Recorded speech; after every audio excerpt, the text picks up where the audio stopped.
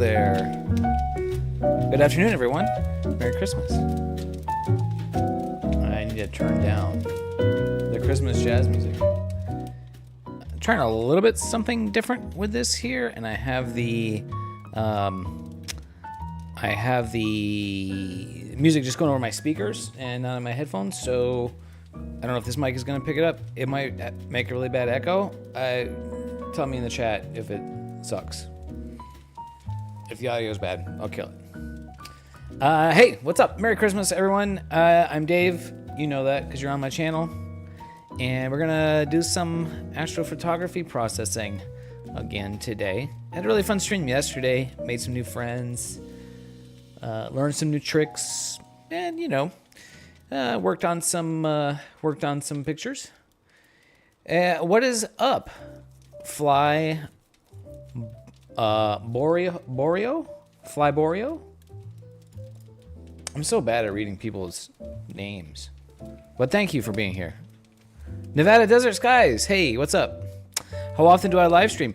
So I kind of just started which is I just started doing like astrophotography astronomy streams. I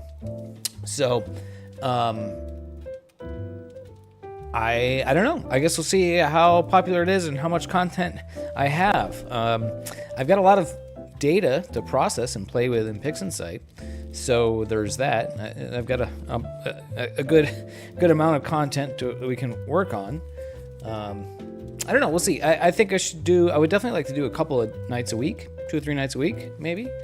And you know, with the holidays, everything is, you know, schedules are what they are, right? So, yeah, I'm kind of experimenting, seeing how this goes, and glad to have you here.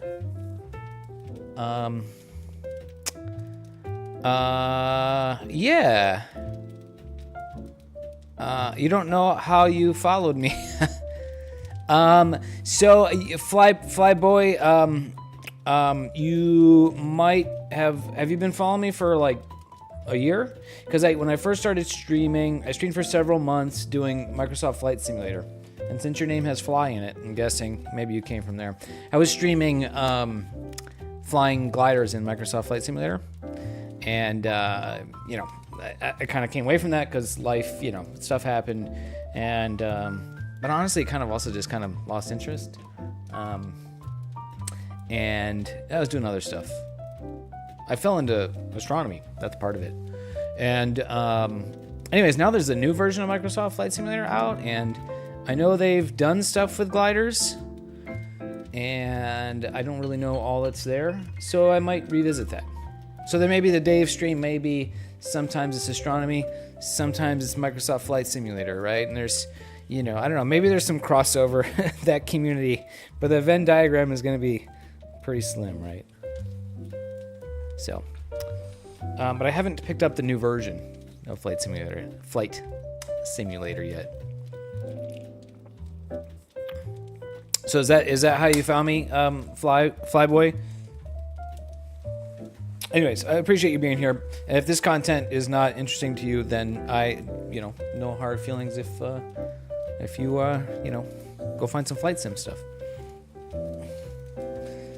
But astronomy is awesome, and you know, if you haven't checked this stuff out, maybe check it out. Thank you. Isn't that great? I guess you can kind of see the LEDs on there lighting up. Yeah.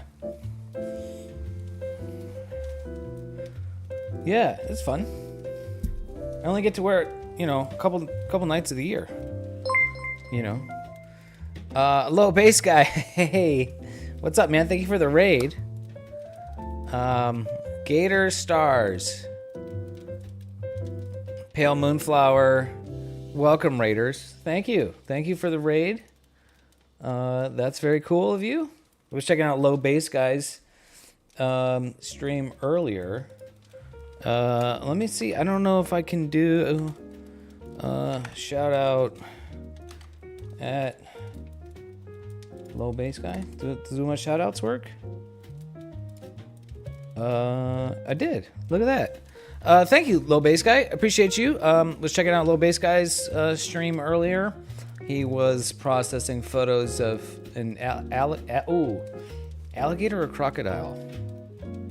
I should have verified. I think it was an alligator. It was smaller. I don't know. Very cool stuff. Yeah, we were talking about the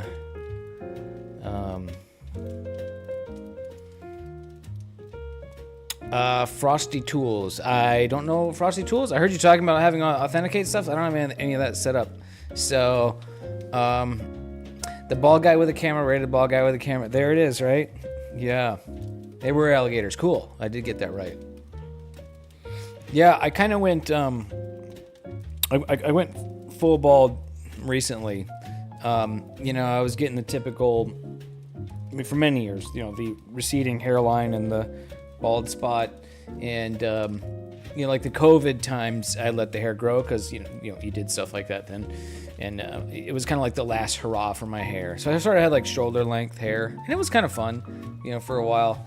But then it also just became, it looked bad. So just, you know what?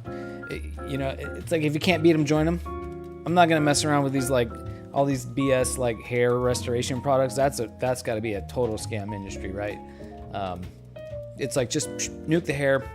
And the irony now is that it's more work. Because I have to shave it to keep it, So, anyways, kind of fake bald in that sense. Yeah. Oh, Randy C photo. Uh-oh. Yeah, hair is overrated. Then of course, now my head starts getting really cold, so I have to wear a beanie everywhere I go. So, you can't win them all. Can't win them all. Let's play with some photos, guys. Let's check it out. This is the Eagle Nebula. Instant shower. Oh yeah, it just took so long to dry hair. Super lame. Thank you for the follow, Randy. Appreciate you. Today I'm gonna look at reprocessing old data. So this is my shot of the fabulous Eagle Nebula, M16, which is the location of the very famous, you guys may recognize this region. This is known as the Pillars of Creation, Hubble Space Telescope image. So I shot this back in 2016 with my Canon 7D Mark II DSLR camera. Some of you guys may be more familiar with the Canon DSLRs than astronomy cameras. At the time, and honestly still is, like that camera, it's a stills camera, not an astronomy specific camera, but it was a frickin' rock star at astronomy. It turns out that sensor that was in that camera had like super low read noise, super low thermal noise. It made it like really ideal for astrophotography as far as DSLRs go. Yeah, I was always kind of a Canon guy. I no longer have that camera. Sold it a while ago. Wasn't really doing any kind of photography. So I kind of wish I still had it, but now that I've gone back and I've been reprocessing these old data, I'm starting to see like, wow, what this camera was really capable of. So this is old data and going to do new processing tools. And what I should do is get this thing going in the background, and then we can chat about that. So I'm going to restack this. R7 is the successor to the 70. It's just the mirrorless variant of it, I'm guessing, right? Is it the same sensor? So script batch processing, weighted batch pre-processing.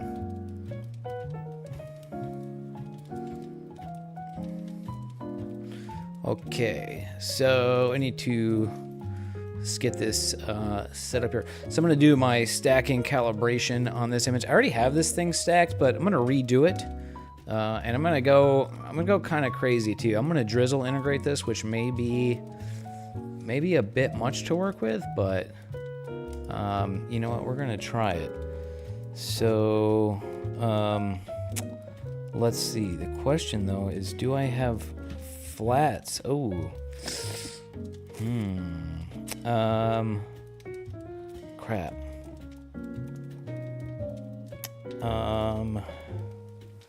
I don't know. Oh, I do have calibration. Calibration frames, flats. Oh, wait, this could be... Okay, I think we might be okay here. New sensor, gotcha. Yeah. Oh, really? The 5D is now the... Oh, 5D is the R5s. They got rid of the D and they switched the Ds to the R. Naturally. So this, oops, let me... I do have calibration frames, flats. These are... That's a calibration image.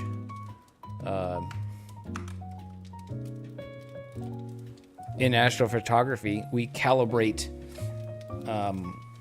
There's several different types of calibration frames. And I'm only going to be using what we call flats, which is one of these. And this is a calibration frame where you basically block the front of your optical train with a totally flat light source. In this case, it was like an LED light panel or like an LCD screen, just total white light. And then you expose, and that shows this vignetting, and will also illuminate if you have like dust motes on there.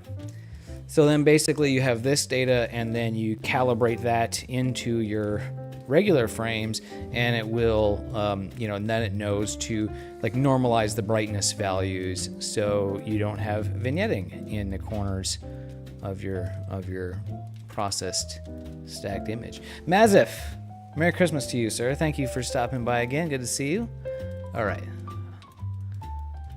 So I do have flat frames. How's your guys' Christmas going? All right, I gotta go. Kind of gotta dig.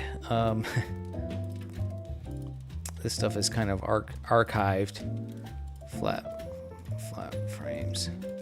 There we go. Boom. And this software is great. It can just read that .cr2, the Canon native raw format. Miss Puffles, hi again to you. Thank you for coming by again. Merry Christmas. Where am I? That was the state M16, and we only want the raw files, the .cr2s. Whoops, I gotta view details, type CR2. So I only have I don't have a ton of integration time on this target. And but we'll do we'll get what we can get. And I want to put these, I want to write these to M16, my SSD drive, the output. And post calibration, we're gonna do a 2x drizzle integration on this. Oh, that's interesting. Oh, this might,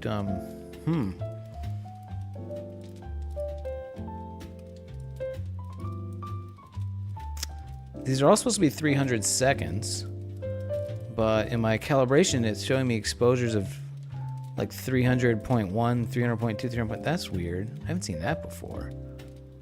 So is it going to? Okay. I was like, is it going to give me separate images? I think it's okay. We'll just run it. We'll see what we get. We'll see what we get. Merry Christmas. You finally caught me live, but I can't.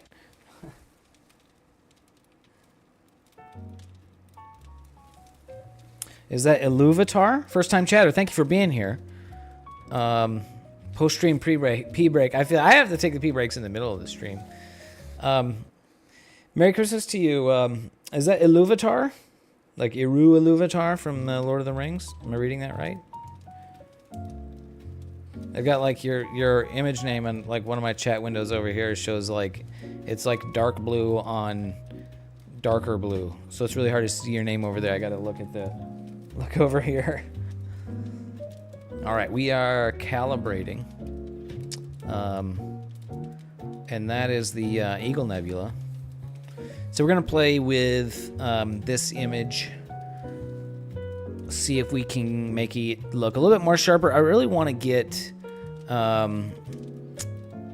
like more contrast in the pillars region in here.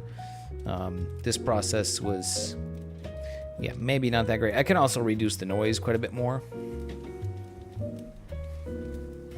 So,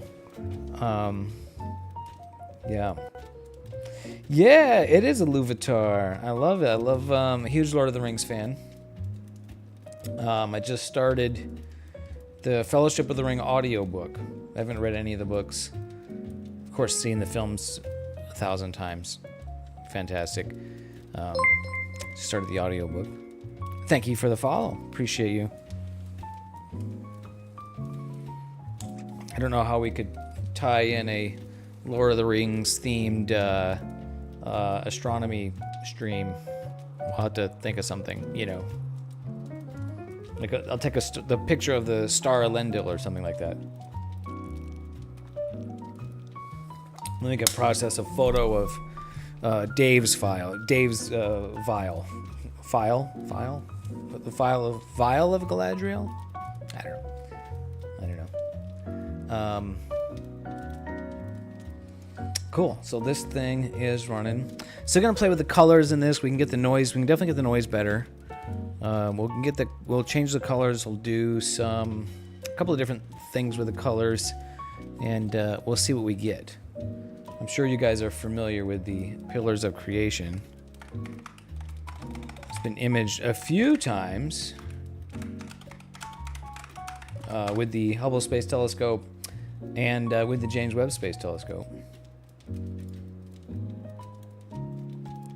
Probably the most famous astronomy image. It's up there. This is honestly an image that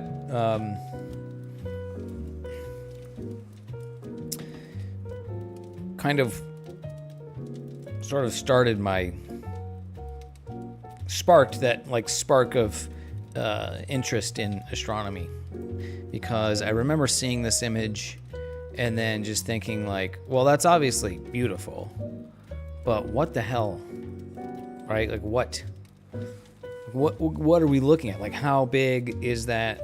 Where is that? Like, how does that make any sense? And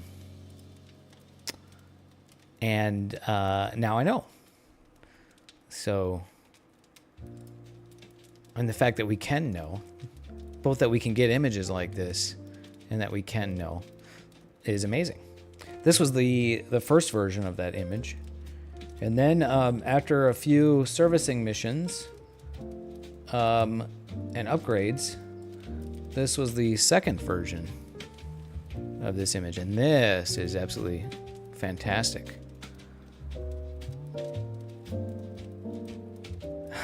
You see I have a hard time pronouncing that name, Sauron, in the Christmas Tree Nebula. Here, this is the Tower of Barad-dûr right here, right? It's a pretty Tower of Barad-dûr.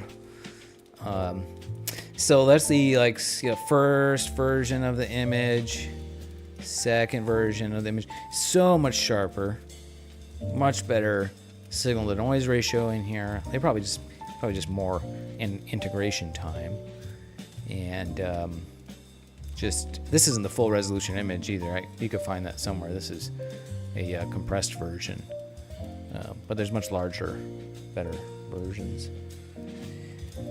And then they've actually done, there's been another Hubble, yeah, this one. That's a Webb one. No, I thought they did another Hubble version of that. I guess not, but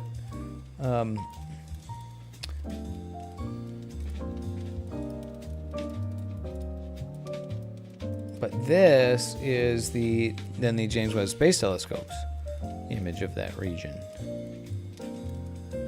which is, I mean, also incredible and different because Webb images, of course, in the infrared. So we see, we can see through the pillars, and we see all these stars that are either behind or sort of inside this gas cloud that are blocked from our view in this image. So quite fantastic images. So these, as I was saying, these were the images that sort of kind of sparked that little bit of curiosity in me and, planted the seed of fascination with astronomy and space. And so then being able to image it myself is pretty cool, pretty special. What's up, F Mead Photography? Is that the beer or the lobster? This is the Eagle Nebula. The Eagle is, I can't zoom on this right here because it's running this process. The Eagle is like, it's like looking at him like he's like looking like this. Like this is his head. He's like looking to the side, and just in the very brighter areas, like that's a wing and that's a wing. It's a tough one. Yogi, I like it. That's easier. How are you? Merry Christmas to you. Thank you for stopping by. Yeah.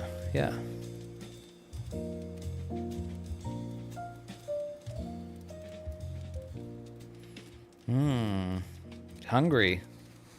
I made sure to eat a peanut butter and jelly sandwich before starting the stream today. Yesterday I didn't eat before streaming. I got very hungry. So. And okay, we're getting done there. Oh, good. It did. Oh yeah, it's doing all the good stuff. Local normalization. This is like all the good things are working here. And now it's doing my astrometric solutions. Hey, bring the joy, Pale. Peel. Moonflower. I'm calling you Moonflower. Thank you for being here. Alrighty. Bada bing, bada bang. Interesting that the plate solver script showed up. Oh. You're eating a gin on the rocks. I guess you could chew on the rocks. There's, oh, don't apologize. So, I'm wondering, it popped up with the plate solver script, and it has date and time here, which you can get from the metadata from the raw file, so that's probably accurate.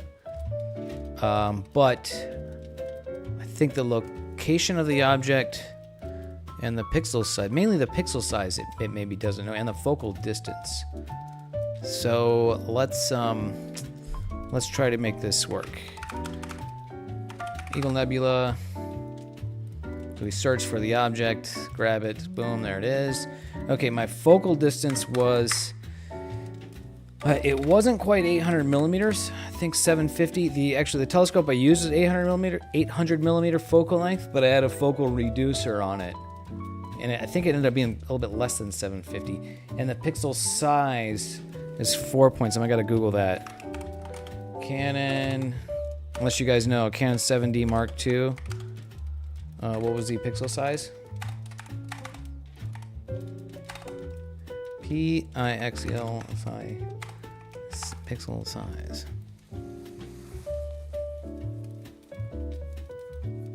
What's up, Nevada? You never use Discord. Yeah, I see that. Yeah, I see that you're here. So Discord has. Discord is kind of a thing because like everybody sets up their Discord channel how they or their Discord servers how they want it. Any of the text channels in the text channel section. So just like general, you can just chat in general. And I made a new astrophotography. So if you want to talk astrophotography, maybe put it in there, but it doesn't really matter. So let's see. According to Google, 4.9 microns is the 4.09. Not 41. Those would be big pixels. 4.09 microns. And okay, we'll run that. We'll see what that does.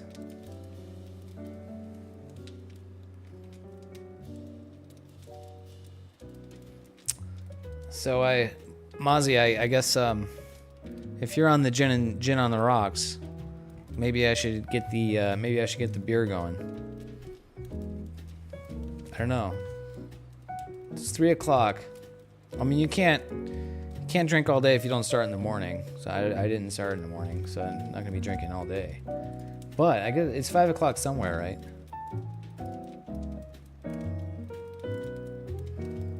Let me go grab the beer. 'Tis the season. I'll grab the beer while this is running.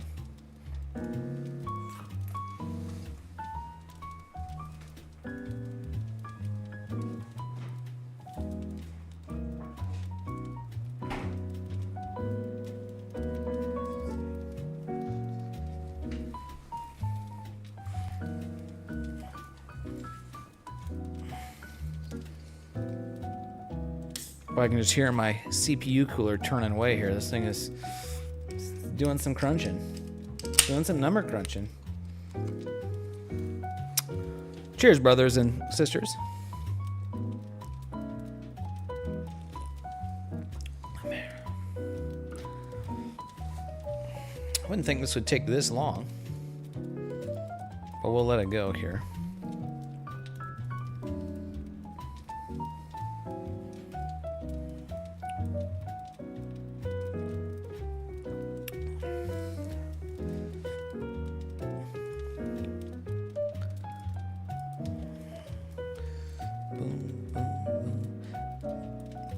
I don't know.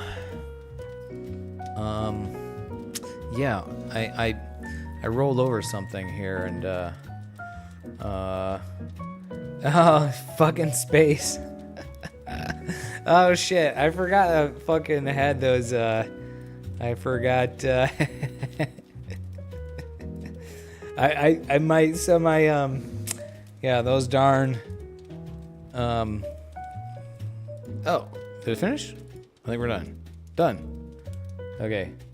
Yeah, my channel rewards are set up for flight sim streaming. Gosh darn it, and dag nabbit, I forgot to. I haven't changed those back yet. Haven't. Yeah, we can be darn nice on Christmas. Space is my neighbor. We play video games together. What camera and lens? So this was my Canon 7D Mark II, and the lens was an 800 millimeter focal length Newtonian reflector telescope. I have. Let me see if I have. I think I have a picture of that rig handy here. Let's see, I do. Look at that. Okay, this was the rig that I used, and this may have been like that trip too. This is at Grandview Campground. So the Canon 7D Mark II is hanging off the front there, and this is the 8-inch diameter primary mirror, 800 millimeter focal length telescope on my Orion Atlas Pro mount. Really good telescope mount. It's a pretty good rig. The telescope could have been better. The optics could have been better. I don't have this gear anymore. This was back in 2016. So, All right, let's see. I should have my processed image ready to go here, or my stacked image.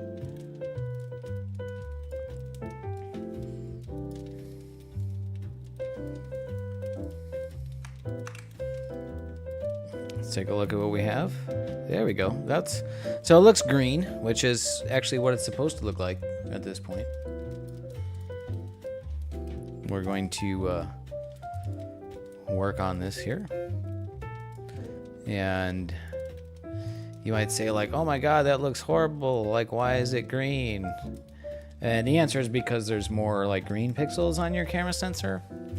Or there's like 2 green and an R and a red and a blue pixel. I don't know. Anyways, we calibrated. And then it will be it'll be good. We do an unlinked auto stretch.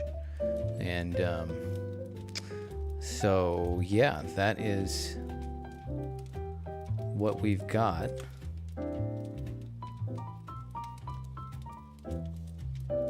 And the colors are not correct yet. That's okay. And it's kind of blooming.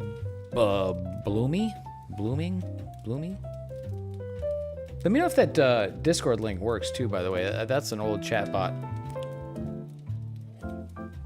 It may.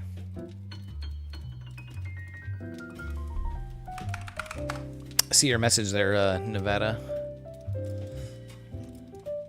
Okay, so we've got the... I think we want to try gradient correction here.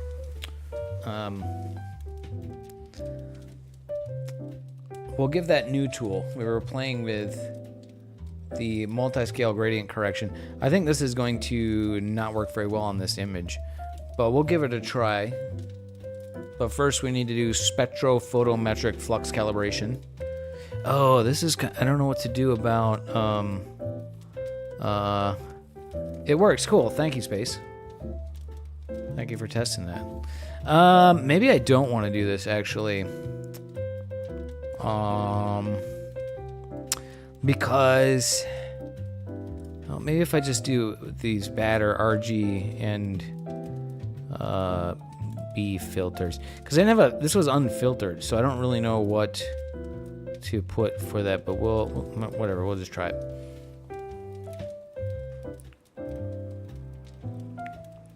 Yeah, he's over on YouTube. Nevada Desert Skies.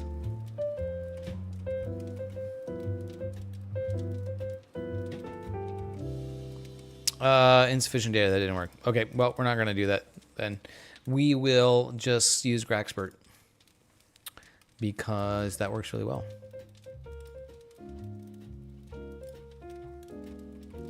There's a bit of a gradient to here.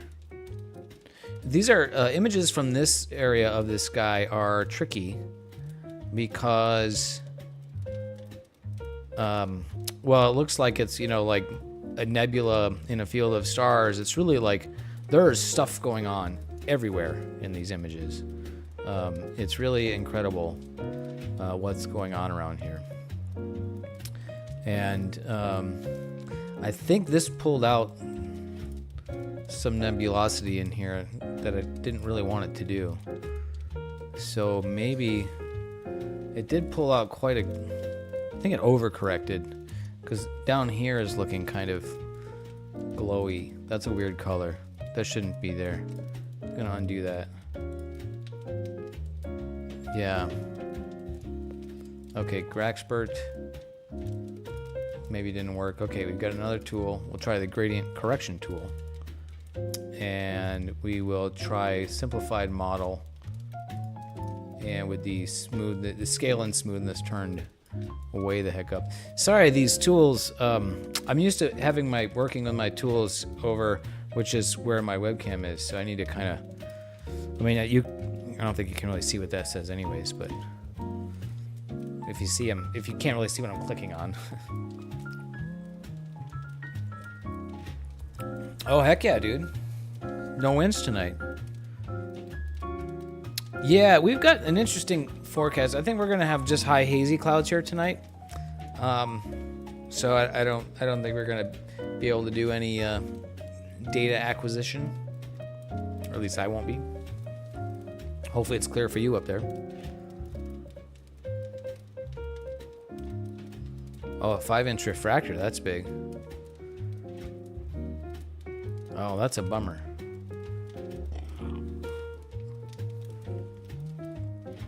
Have you guys viewed the Eagle Nebula with a visual telescope? It's a tough target. Significantly less interesting than in an image.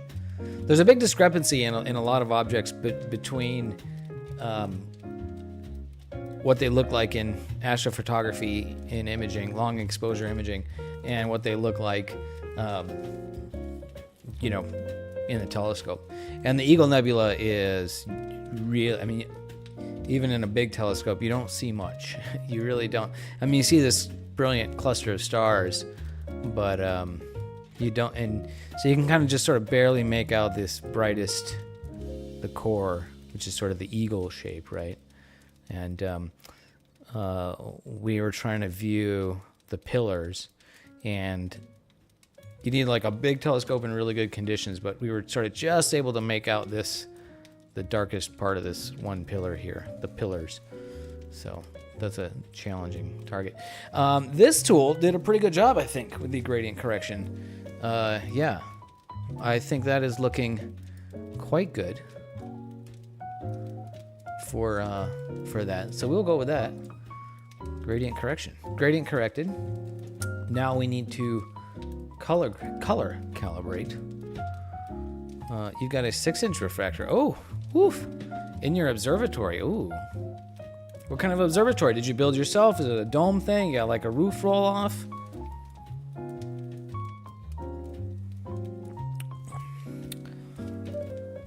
Ooh, we get to look through a 30-inch daub at the Golden State Star Party. That's amazing. How was that? What was memorable to view?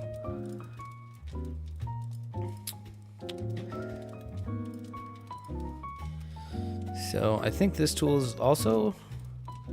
Oh, they have Canon stuff in here. Look at this. Which one is going to be closest to the 7D?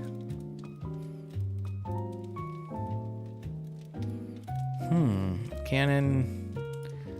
I guess we'll do Canon 5DR. It's probably close. Canon 5DB. Okay, we need a little preview of some background, like that. From preview, hit okie dokie on that, and then run it.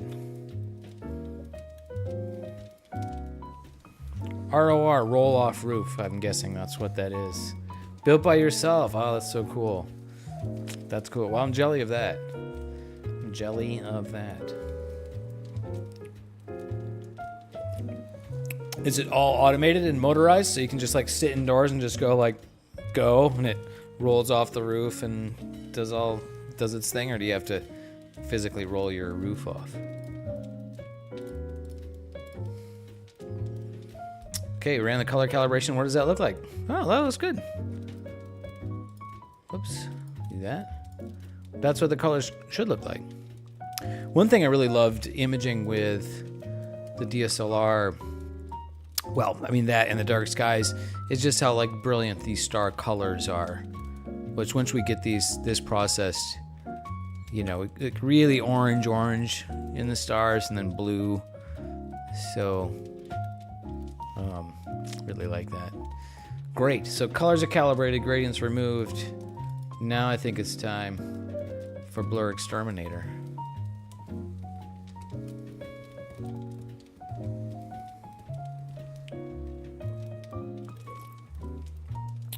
Not automated yet. That's great. Well, you know, I guess if all you have to do is go outside and push the roof off, right? That's, gotcha. Oh, cool. You just finished it. Awesome. Awesome. Do you have like a concrete pillar? I've seen, I've watched nebula photos videos on YouTube. I'm sure you're familiar with him too. His process of building his observatory. Okay, Blur Exterminator, and this is where like Blur Exterminator just absolutely blows me away. With how beautiful this image looks after running that.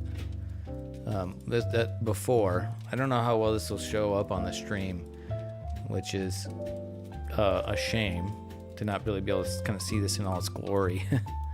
and then after, I think, and Blur Exterminator works especially good on drizzled images. Can't remember why, because there's a lot of math nerd stuff going on there, right? But so I drizzled this, and oh my god, like look at how much sharper. Holy crap, that's kind of, wow, that's blowing me away. Can you guys? I don't know. I hope you guys can kind of see that, but look at how much more detail. So that's like the stacked and calibrated image, right? Like look at the shapes in the pillars here. That's the before. That's after. That's pretty freaking nuts, dude. Like, wow, this is, holy crap. Hacks, kind of. I mean, it really is kind of like that. You know, that used to be a meme. You know, the like enhance thing. You know, they used to do in all the like cop shows or whatever. Like, well, it did. Yeah. Wow. Damn. I'm coming to hang out at your place. Amazing. Fantastic. And it shrinks the stars.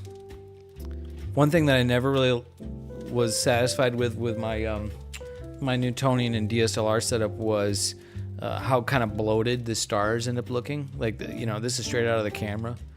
And the field it's kind of dominated by all these large blobs of stars, and some of them aren't quite perfectly round, and there's some coma, even when this was a coma corrector, but there's still some coma in there. Oh, and I see some stacking artifacts that didn't get cropped out. All right, so look at these coma stars over here, right? Let's see what Blur Exterminator does to those. Holy shit, dude. Totally hacks, right? Like, how much money did I spend on a coma corrector for it to not really work? And then, like, you just need this app. Just need this plugin. Incredible. It's so good. These stars here, like, look at these things. They're like an egg blob and two testicle blobs, and then there's stars. Yeah, Blur X is amazing. RC Astro, I guess, is the company, right? Whoever, you guys, cheers. Cheers to you guys.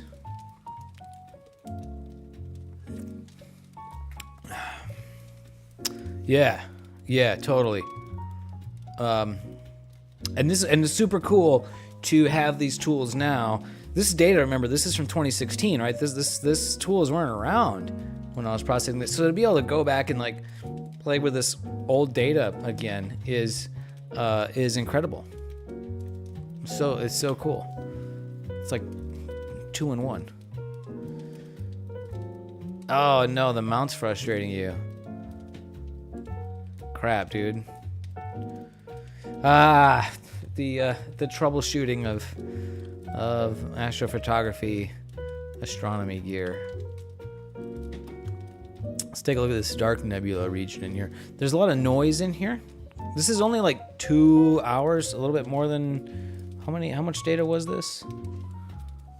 I think it's like 2 hours and 20 minutes of integration time. I really wish I had more on it now.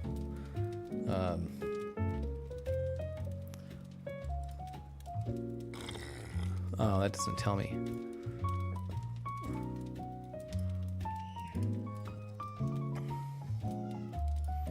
I want to see how much integration time I had on that.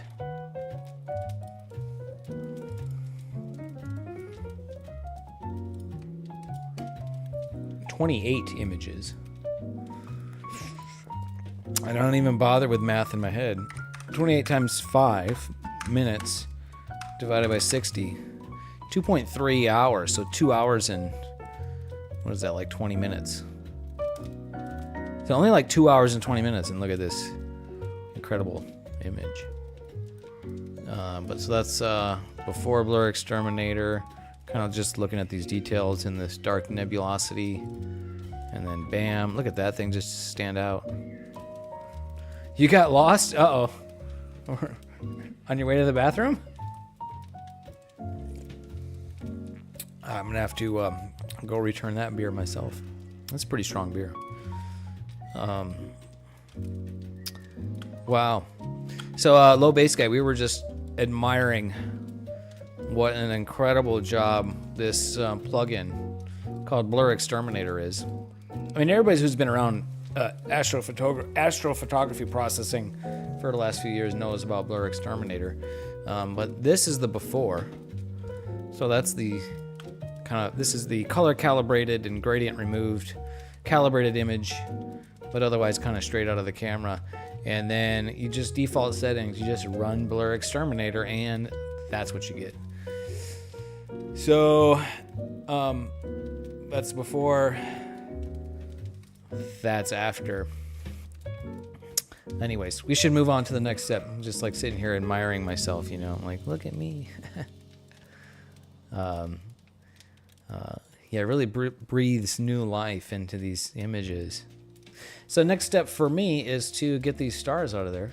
So we'll use another RC Astro tool, Star Exterminator, and subtract those stars.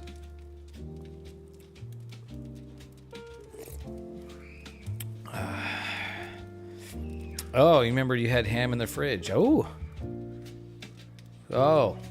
I got you. Damn, I want some ham now. Jim Beam. Oh, dude. Well, you got lost in the right kind of way. Very fancy, huh? Now we are subtracting stars from the image. We'll put them back in later. But the objects look really interesting without the stars as well. It's kind of, the stars kind of distract a lot from the faint nebulosity. But the reason we pull them out is because we want to process the nebulosity separate from the stars. So you want to, like, if you have the stars and the nebulosity in there together and you go to like increase the brightness, you're going to increase the brightness of the stars at the same time. And you may not want to do that because then the stars can get blown up, or they'll blow up, they'll get big and bloated looking. So by separating them, we can process them separately. Stars are subtracted, so we'll put those away for now, and we'll work on the stars later. And wow, that's super cool. Without the stars, like, look at these like faint wispy shapes. And won't the aliens get cold? They'll be fine. They have their alien technology. I kind of like this as a starless image. This has got some like really interesting flowy, wavy patterns going on. I may have to like kind of dual process this and one make a starless and a starless and a star full image. God, that's beautiful though. I'm really glad I went back and played with this. There's details in here that I have not seen before. Very cool, very cool. Okay, stars exterminated. Then we run noise exterminator. Now here, I think I'm gonna make a preview and we're gonna play with this a little bit. Because noise exterminator not only removes the noise or processes out the noise, but works on the noise. A lot of noise up here. See all the color noise? So it'll get rid of pretty much all that. But it will also sharpen. And the sharpening, you got to be careful because you don't want to do too much. You like the swirl of the clouds? Yeah. So I'm going to start with 0.9. I'm going to start really aggressive on the sharpening and the denoising, and we'll back it off. Usually I go high and then you know, back it off. I don't want this like over processed look. So, I think that looks pretty great, honestly. Just right there. Oh, look at that 10-inch. Woof! Giving me gear envy, bro. On that very classy Los Mandy.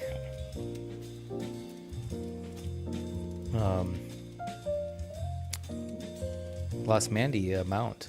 Very nice. Very nice. Mazif. Yeah, okay. That's before noise. Oh, whoops a daisy. Yeah, the preview. I forget we gotta go to the. It's a different tool to undo in the preview. Control Shift Z. Before noise exterminator and after. It definitely sharpens the heck out of this, but I don't think it looks over processed. I think it looks really good. Yeah. It just works. Look at that. I want to inspect this area. Before, after, look at the noise gone. Right? I mean, before, look at all this chrominance noise, all that colored noise. I don't know how well you can see that in the stream, but it's, you know, looks like a, you know, RGB, an RGB orgy over here. And then afterwards, it just, boop, gone. Beautiful. Fantastic. I know that from experience, running Noise Exterminator with the detail too high can make these edges look really unnatural. Really just have a weird over-processed look to it. So I'm just looking, and it's like, it's on the verge of being too much here. But honestly, I don't think it's too much at all. I think this image is fantastic. And I don't need that preview anymore. Now I can run that on the full image. And while that's running, I'm gonna BRB, and I'm gonna run 30-second ad break. I'll do those while I'm using the restroom. Be right back.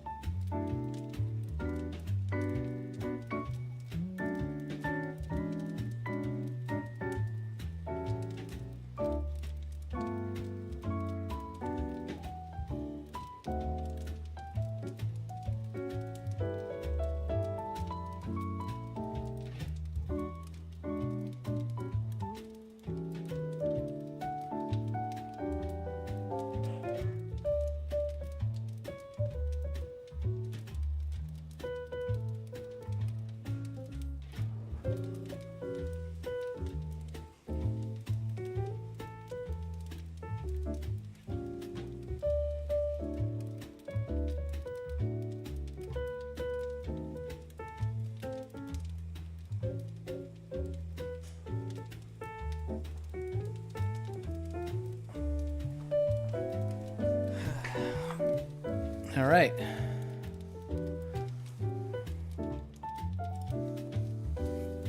RGB Orgy.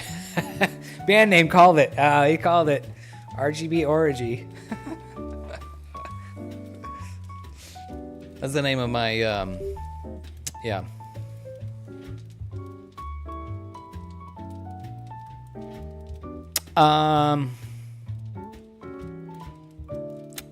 You don't like my font? It's not my font. Yeah, that font sucks, doesn't it, Clark?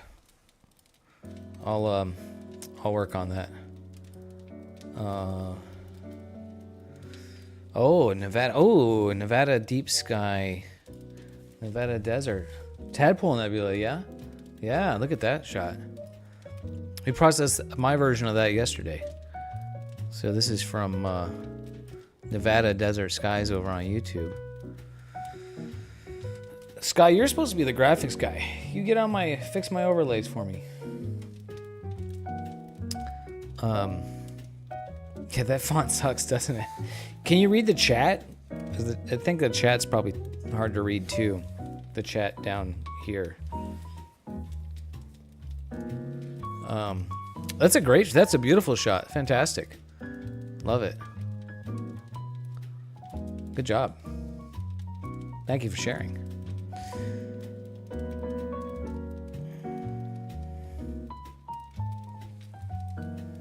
All right, we've got the noise exterminated.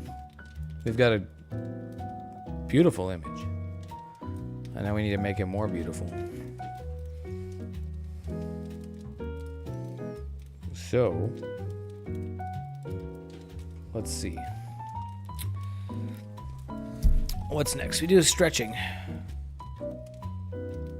Yeah, I mean, you're not going to read anything. I mean, mobile, if you're on mobile, you're probably just listening, right? You're not even really watching. Yeah. I'll work on it. So much work to do all the, like, all this stream stuff. Anyways. Oh, you know what? Oh, shoot. I forgot. Oh, we can do it later. There was stacking artifacts that I need to remove. I was going to crop it out. But if I crop this out now, then I'd have to... Then my stars wouldn't align. So we'll play with that later. We can crop it later. Okay, time for nonlinear stretching. Hey, he's not even listening. You were on mobile, but not anymore? Did you come over to desktop so that you could?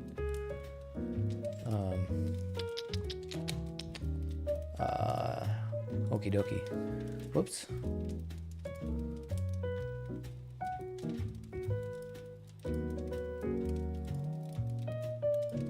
Here we go. All right, we are... Wait, why does that look...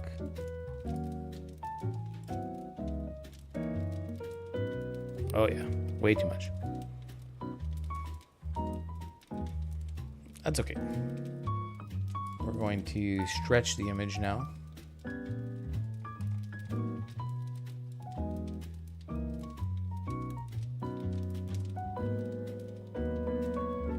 So this is a really tricky object because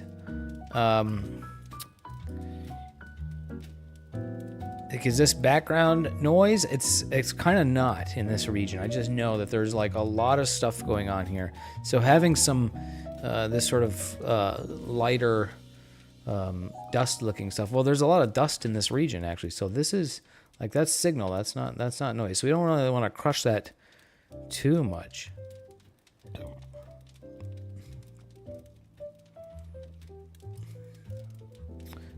So we're just kind of playing with the histogram here to get, I think, what I want.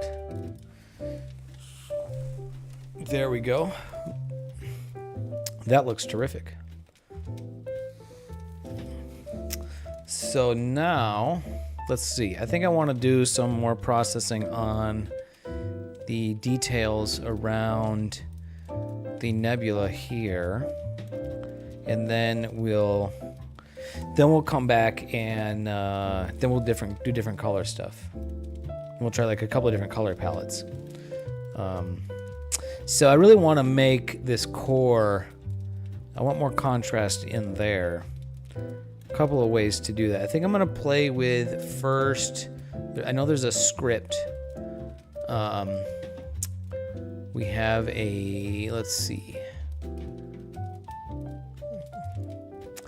An HDR script. Create HDR image. Where is that? Yeah, it's in this it's add-on script. Create HDR image. And this might really stress the computer here.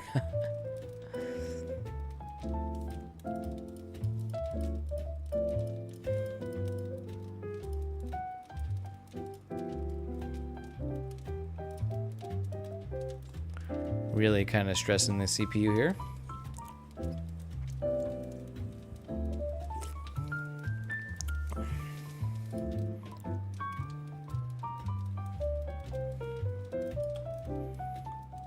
And yeah, so that's so you play with like these layers. Let's try 4. That's gonna update.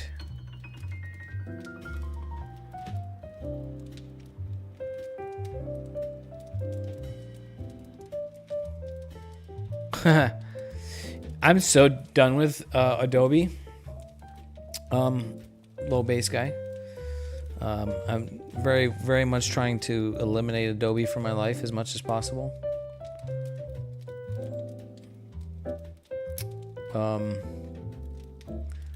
This is tricky to compare because it's kind of so slow. I'm just going to apply it, then I can do a before and after.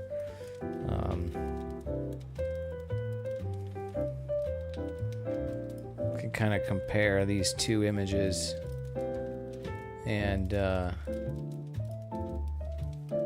let's see. Do I have more? Is there a difference there? Yeah, it seems like Photoshop is still a thing though, right? There's not really like a good, like, have you tried the GIMP? I know, like, you know, the GIMP is the GIMP. I'm gonna call it the GIMP, even if some people just call it GIMP, because it makes me laugh. I think this kind of did what I want. I want this more contrast in this area, and yeah, I definitely have that. Cool. Okay. Now I can get rid. I'm just gonna minimize that one. Gonna minimize that one. Yeah, dude, what was that? What was that? That whole controversy with Adobe when they did that frickin' where they forced you to their terms of service, where you had to like accept everything that was in the cloud to like be in order to access your data, you had to click accept to the new terms of service where like they'll automatically allow, you know, like scanning your data for training AI or something like that. There was no like opt out. You just had to click accept, and you couldn't even like access all your data in their cloud or whatever. Like some like shady shit like that. Yeah. Cool. Nevada Desert Skies dumped Adobe. Corel Paint Shop Pro. Okay. Is that potentially a good Photoshop alternative? What's the cost on that? Do they actually sell you that software, or is it like a subscription method? I've dumped Adobe Premiere Pro for video editing. I've switched to Kden Live. I love it. It's great. Oh, you don't keep anything in there? Yeah, okay. Well, yeah, then, yeah. But they're still super shady. Wasn't there a class action lawsuit around like the Creative Cloud pricing? I'm sure it's still going on. This guy got started with Paint Shop Pro. That must have been easier to pirate back in the day, huh?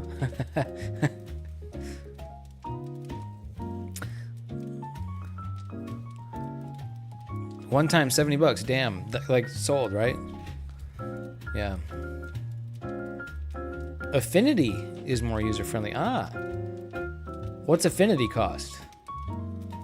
Basically, what you need is something that, like, at least for what I use Photoshop for, I don't need. I need the basic tools. I just need the interface to work similar enough to Photoshop that I can pick it up right away. You know what I mean? Like you can make that transition easily. And like the GIMP, it's just weird. Like the keyboard shortcuts, everything is just like it doesn't. I don't know. I could like never. Maybe I just need to watch like 2 YouTube tutorials, right? And I figure it out. Yeah. Anyways. All right. That's looking good. Let's see. There's another. Okay, now I think we'll do my local histogram equalization trick with some range selection. Has a built-in star tracker. Oh. Star stacker. Affinity. I'm going to Google that right now.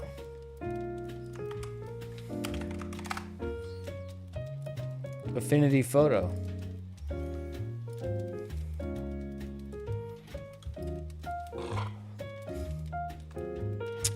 I think you were using Photoshop earlier, right, low base guy? No subscription. Very cool.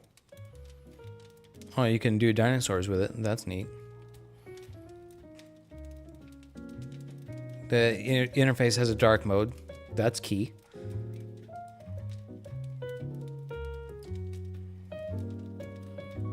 Kind of like fun looking colors on their icons here.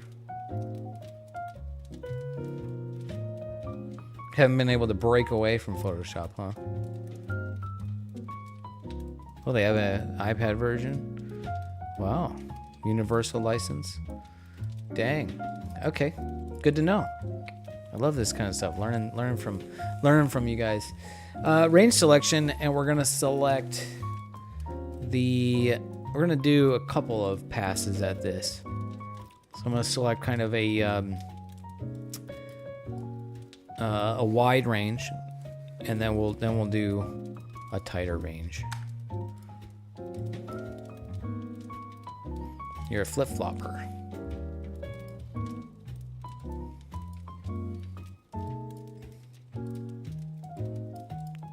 Good to be able to use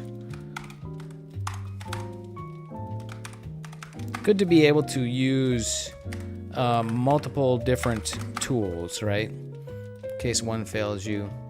One time I had a buddy of mine who was paying for the Adobe, Creative Suite or whatever. He had a subscription, and there was like a problem with his credit card for whatever reason. I don't know. Maybe it was his fault. Whatever. It was a problem with his credit card, so he couldn't load Premiere Pro. And his credit card was working, but like for whatever reason, like Adobe's payment software, or I don't know, that wasn't working right.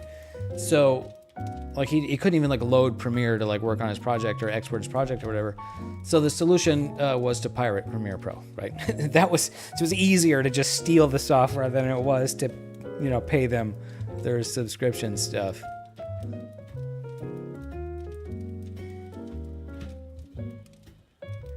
Oh, Affinity took advantage of the that pandemic situation there. Oh shit! Apparently, Affinity goes on sale. $34, yeah, pay for that. Damn, everybody knows about Affinity. I'm like, you guys are all, yeah. 6-month trial period, jeez.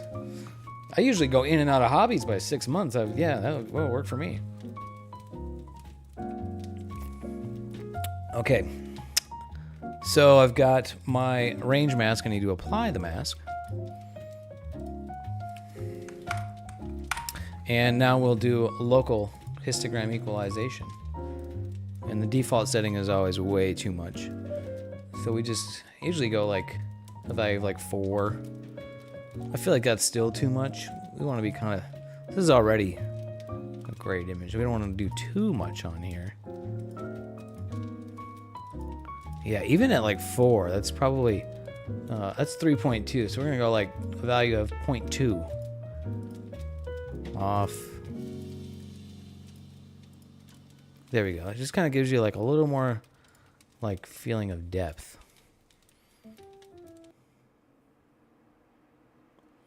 Yeah, I feel you. Yeah, no, I didn't mean, I mean Affinity was taking advantage of Adobe making poor decisions. Adobe was the one taking advantage of people, and then Affinity was like, hey, come on over here, you guys. They're being dicks. Come on over here. We're cool. That's what I'm getting. Hey, take the dogs out. Have a good evening, Nevada dark skies. Hopefully you get some work on your mount. I want to see some new pics. I want to see your PhD guiding graph just looking like a frickin' horizontal line. You can do that. Just make the scale really big, and then you can cheat it. Ooh, Maziv's got some eagle data. We're gonna have you a nebuloff. Yeah. Cool. Okay. So now I want to do local histogram equalization just on the really bright parts. So I'll come back to my range mask and I'll make a new mask. Planet Neutral. What's up, Planet Neutral? Merry Christmas to you. What's going on? What's going on in your neck of the woods? Good to see you. I remember Planet Neutral a few months ago. He was kind of giving me a hard time. Me and there was another guy in the chat. And he's like, "Designed by Dave. When is your next stream?" And I'm like, dude, I don't stream anymore. But I found something cool to stream. and making new friends, you know. Planet Neutral for you guys. He's one of the best streamers on Twitch. If you guys like Flight Simulator, chill vibes, and the Grateful Dead, Planet Neutral, or Fish. Planet Neutral's the guy for you. Nebuloff. Ah, dude, you're calling all the band names, bro. It sounds like a German metalcore. Well, hello. Yes. You gotta take a break from the family stuff. Hello to you, and Merry Christmas to you, Planet Neutral. Okay, so we're range masked, and now we're going to local histogram equalize. And now I think we can be quite a bit more aggressive on the amount here. Oh yeah, this is doing. Yeah. Oh, look at the. Oh. Oh, this is like. Ooh, this is like getting me. I have to zoom in so you guys can see what's happening here.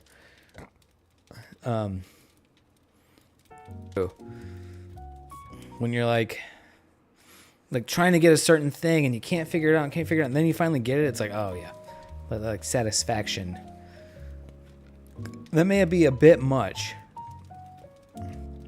but what I'm trying to do is get these, you know, the pillars of creation region to stand out. And so that's before, and that's after a lot more. It's kind of weird. That's because of my mask. So yeah, there's kind of like sort of like a ring around it almost. So do I go back and... Oh, it's not the mask. Interesting. I'm thinking, do I go back and change the mask, or do I change... But I think I don't change the mask. I think the mask is cool. What I'm going to do is make a preview. And I'm going to come in so the preview will go quicker.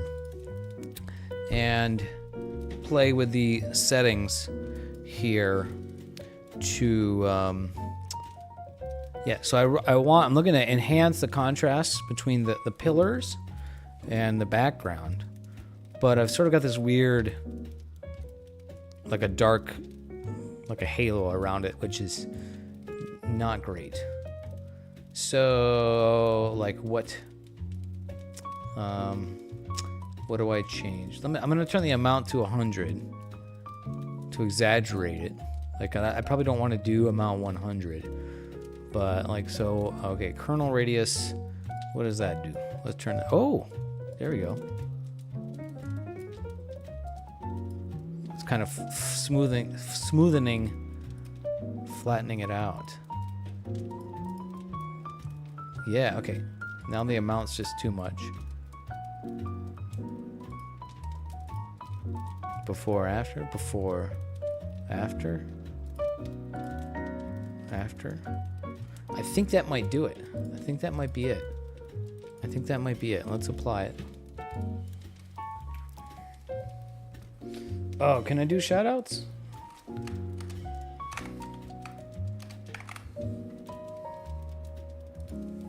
Shout out Planet Neutral.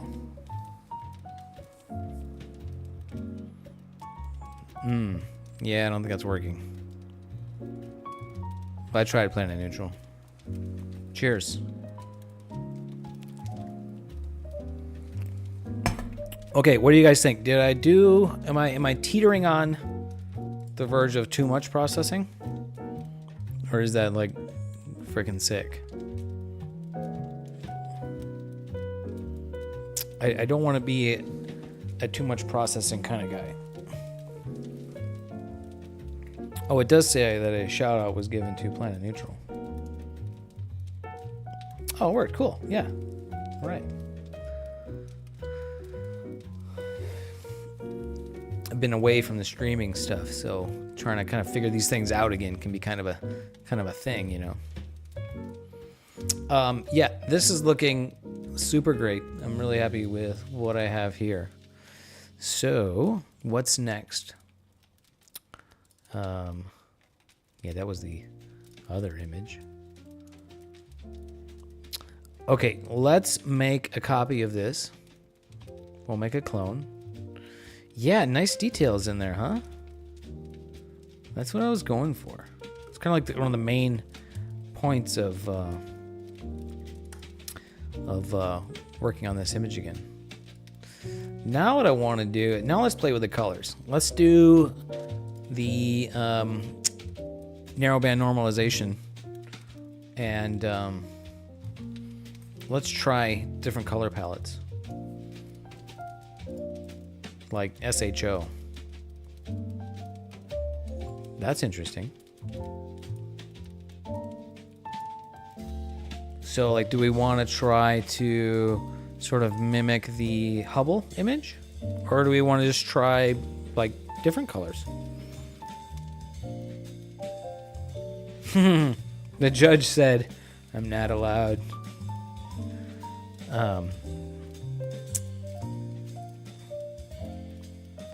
So HSO, I think HOO. The sort of yellow and blue is this sort of Hubble image, right? Here's the Hubble image. Which this is actually kind of like a dark, it's like a dark orange with like a blue-green in the background there. So that's more like, let's see. Yeah, there we go. Maybe that's kind of what we want.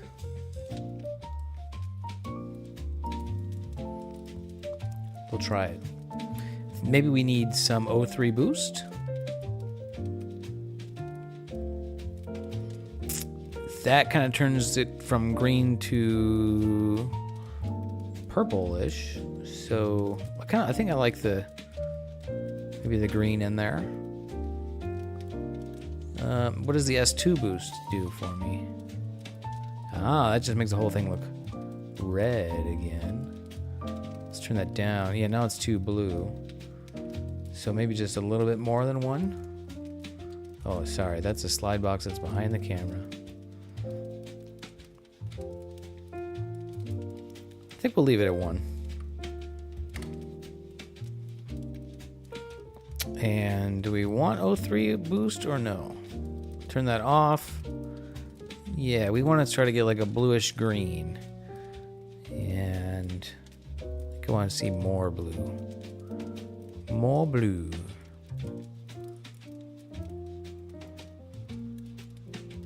Yeah, maybe I just want just 1. Maybe I don't want to mess with that. I think we'll just leave it there. Run it like that.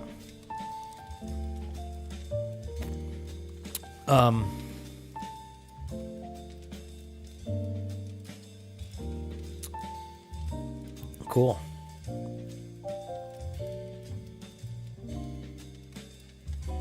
Just kind of a couple different takes on it. So then I think the only thing really left to do is just do some curves and maybe a little bit more contrast. We can do a little bit of an S curve. Yeah, a little bit brighter. And then we'll punch up the saturation. Dang. That's kind of a smorgasbord of colors.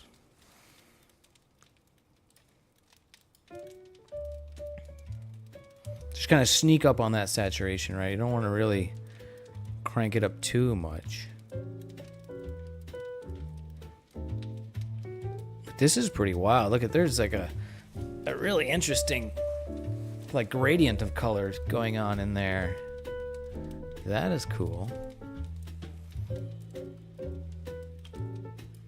So I don't know, like, I mean, you know, trying to sort of match this Hubble image.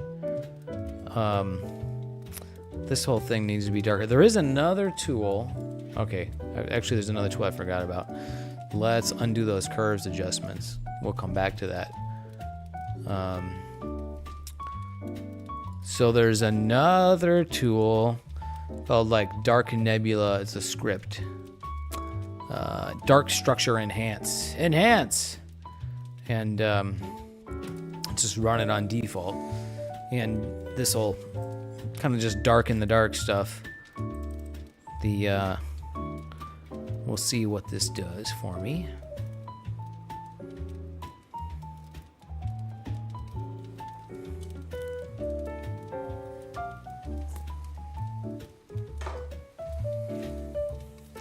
Okay, it's finished, and got to do a before and after to see what it did. That was before, that's after. It definitely darkens those dark objects. It's pretty subtle though. That's before, and that's after. Maybe we can. It is doing what I've been trying to get, which is really increase the contrast on these structures. So that's before, that's after. Maybe we want to do more. So let's play with that a little bit. Scripts, utilities, dark structure enhance. Dark structure enhance script. Maybe we'll read this. A script for enhancement of dark image structures. Well,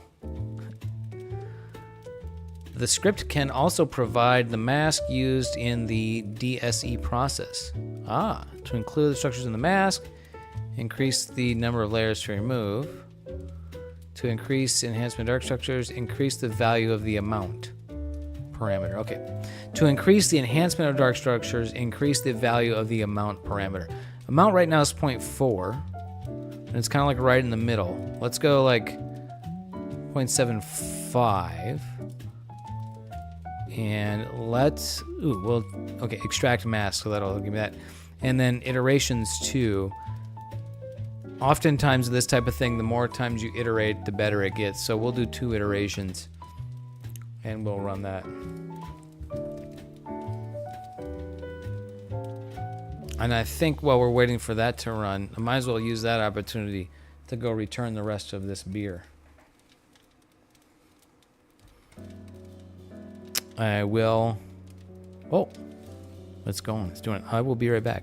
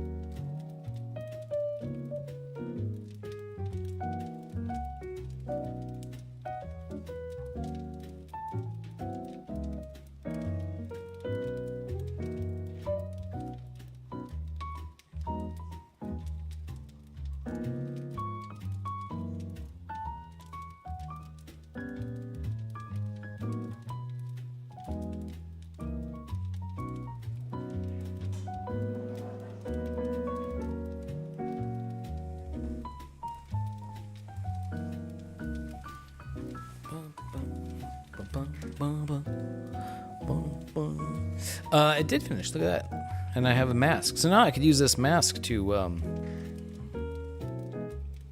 manually adjust it myself. That's cool. Wow, that made it really dark. Was that too much? That's probably too much. That's the before. That's the after. It definitely darkens. I mean, that's kind of what I'm looking for it to do. But I think it just kind of really crushes it. I really want to like normalize. So there's like these 3 pillars, right? And I really want to like normalize the 3 of them, because that's kind of what this. I mean, it does go dark, medium, lightest. So that's. I mean, that is reflected in my image. But this one here is just kind of getting lost in there. So.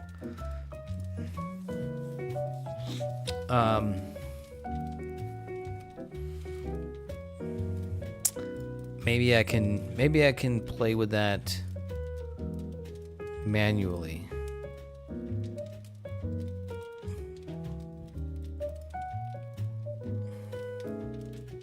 Since I have this mask. Okay, I'm gonna kind of play here. So I've got the mask. I've applied the mask. now I'm gonna go do some curves, and I'm gonna adjust. Like if I just lower, yeah. So if I just lower the overall value, right, using curves, I think it's kind of probably what that script is doing. So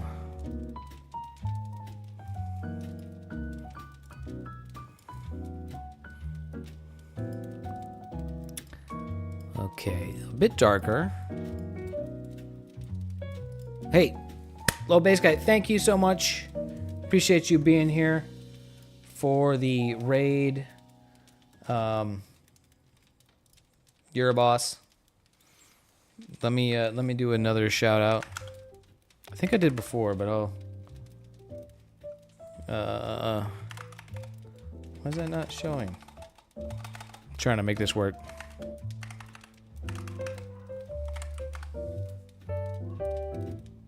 I tried. Anyways, thanks, bro. Appreciate you. Have a good evening. Merry Christmas to you.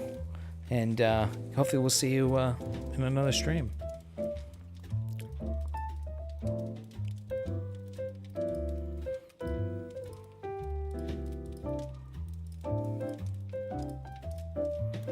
Okay. That's cool. So I think I'm going to try to do like a couple of like stages here. Slash shout out? Exclamation shout out was working before, Scott. Oh, you know what? Okay, I'm stupid. You gotta do at. I forgot the at. Oh, it did do it. Okay, it did it. I don't know. Whatever. It's working. Sid. What's up, bro? Sid over on YouTube. Merry Christmas to you. Hope all is good. Thanks for joining me.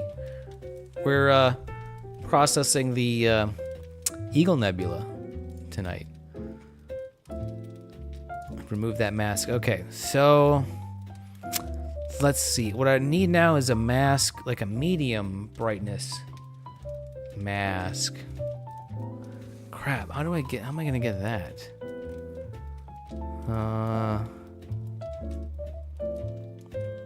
Oh, Scott did it. Oh, Scott's doing the shoutouts for me? Ah, I'm like, oh, it's working, but Scott's the one doing it. Just like my Twitch guardian angel. Thanks, bro.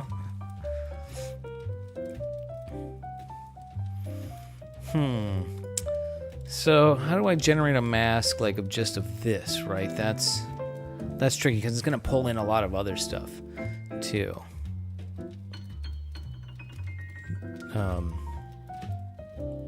Yeah, I don't know.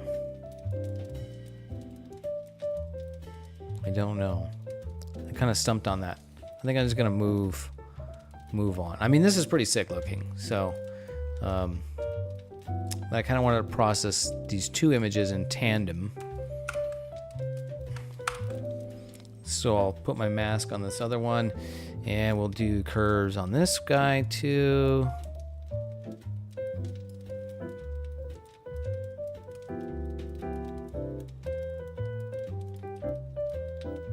Use the Astrophotography script. Okay. Okay. We'll try that. Remove mask. Oh, freehand draw mask. Oh, cool. Okay, I'll check that out. Sid, these are, this image is one-shot color from my Canon 7D Mark II DSLR. This is old data. This is from 2016. And I'm processing it with new tools in PixInsight.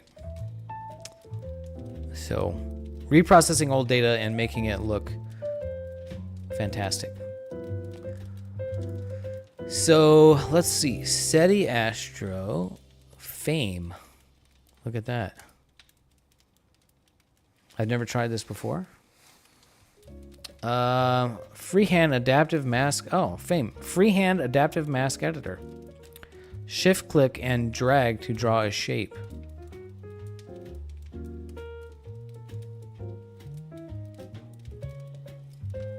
Okay. Oh, Well, thank you, brother.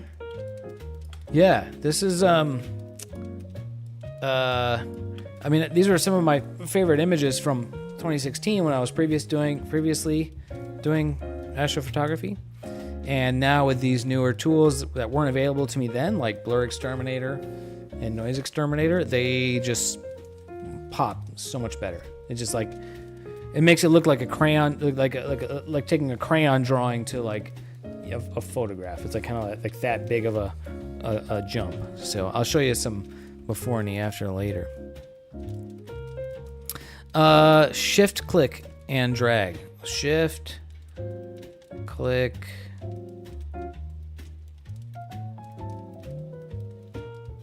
Is it doing like a magic lasso thing? It must be. Okay. Scott, you got any comments on the shape of that mask?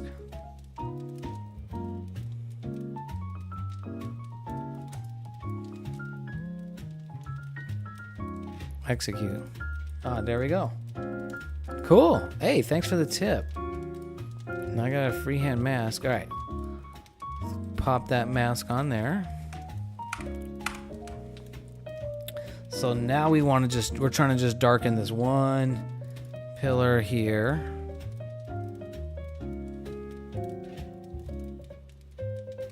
There we go. Oh, shit. Yeah. Woo, damn.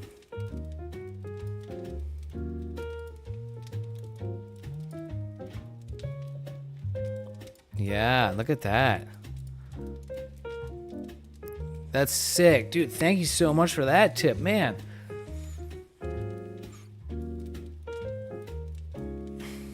I didn't expect to like, it's like, you know, I've done a couple of streams. Yeah, magic, dude. I've done a couple of streams, you know, and I didn't expect, it's a cool thing about streaming is you kind of don't know what to expect. And like, you know, I didn't know what to expect. I certainly didn't expect to learn so much from the community. I didn't really expect to be like, you know, teaching others all that much. But that's amazing. Look at that. That's so good. Awesome. Very cool. Okay. Like I had that tool the whole time and just didn't know to use it. All right, I think I'm happy with how those look. Pretty sick, huh? Especially considering that was shot with just a DSLR camera, just a regular ass camera.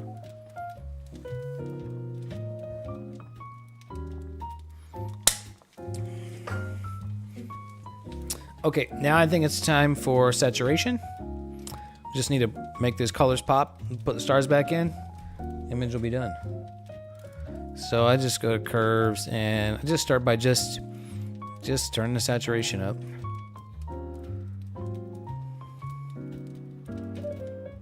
And this is tricky, you don't want to do too much. Well, we'll start with that.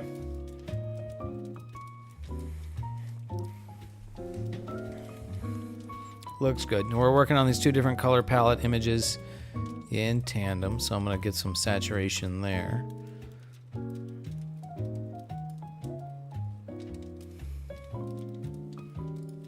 Cool. Add that. All right, now, like, do I want to do like range saturation? Do I want to make the green kind of pop more? Do I want to make the pink? I think I want the pink to kind of pop more. So there's a few things. Let's try the easy stuff first. I'll just try to increase the red channel. So when I do that, I kind of start to lose some of the green. But maybe I want that? Because I don't want too much green in there.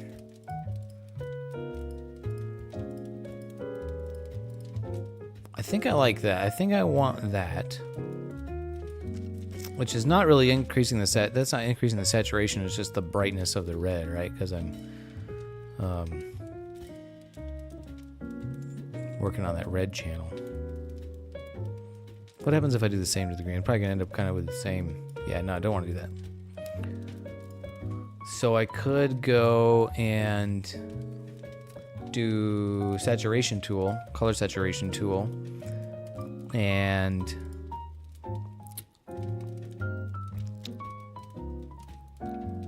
use this to saturate the greens.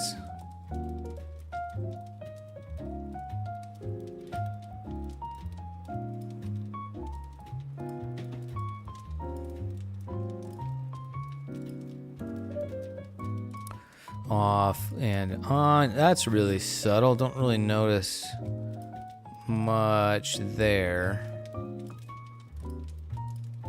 Oh yeah, this definitely brings up that green blue there a bit. It is a bit subtle, but that's okay. Can be cool with the subtlety.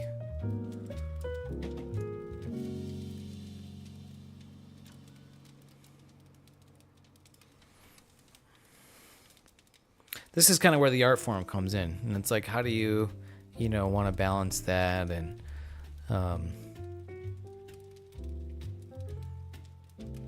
I think maybe just a little bit of global saturation. Add a bit more. I find that like when I'm processing these, I feel like I have too much saturation, and then I look at it on other devices, and it looks like not enough. So I'll go like a little bit past what my instincts tell me to do. Okay, I think that one's good. Let's take a look back at this one.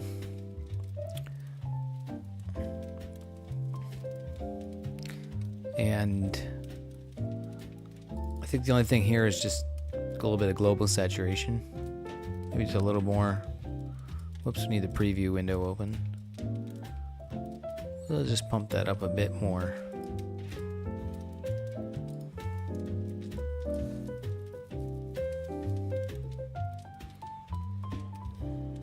Pretty good. Kind of the difference there is I just sort of have green in this one, and this one I don't. And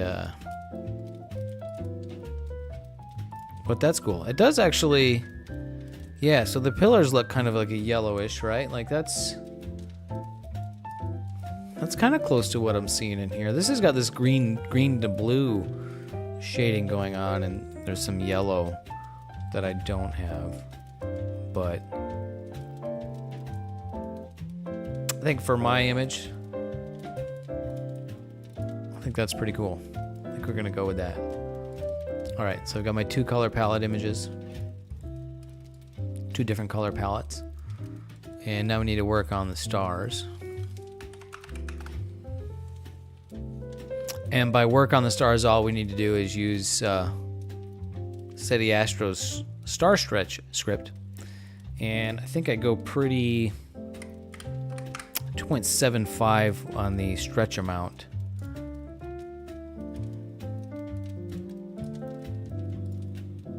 We want to go pretty minimal on that stretch. We don't want to blow the stars up too much. Then we use pixel math to put the stars back in. Combine, and we need the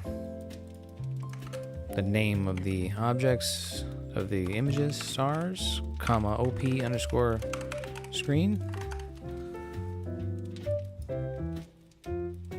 No, I screwed something up. What did I type wrong? I put a period instead of a comma. Classic mistake. Boom. And let's pop the stars into my other palette image. All right. Yeah. What do you guys think? Not bad, huh? Kind of gotta like sit back.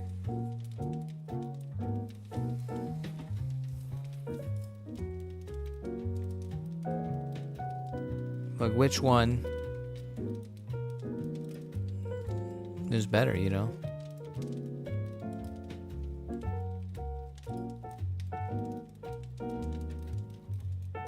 And did I crush the background too much? Let me look at my, actually I have a lot of different process versions of this image. So we'll compare. This is like old version. That's 2016 version. Same data. 2016 version.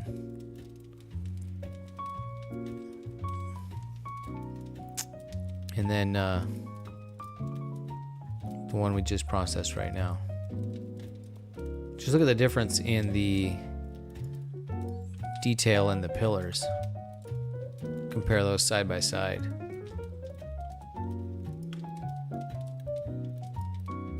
Wow, that's so much more data. It's so much more sharp, more better looking. So much more detail. And this one is like twice the resolution because I drizzle integrated it. So you know, I had to zoom in pretty far before you start seeing pixels. Versus over here, we see pixels kind of like at that zoom level. And this one, yeah, so just much sharper. Much more detail. There's like a little floater down here, and you can kind of barely see that in this image. All this stuff, stars are like overexposed, kind of bloomed out. You know, there's like 3 stars here, which is just a blob.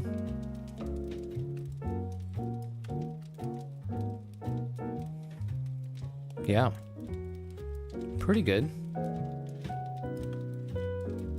Pretty great. The magic of digital image processing.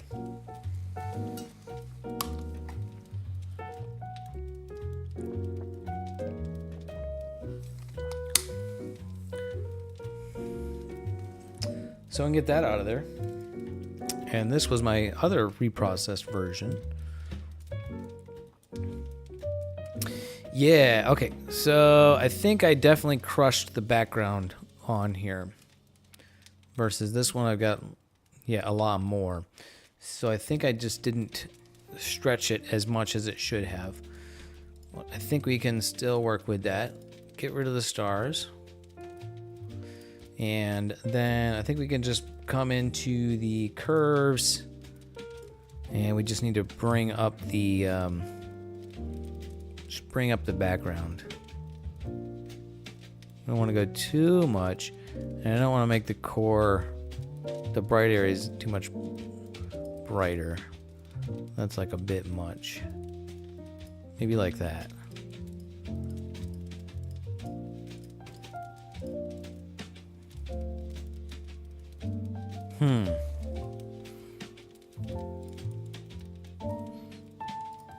We'll go with that. I'm just going to apply that to both of these.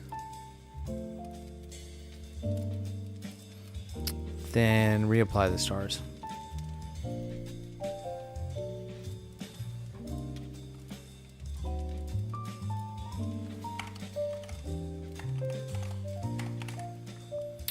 Clone.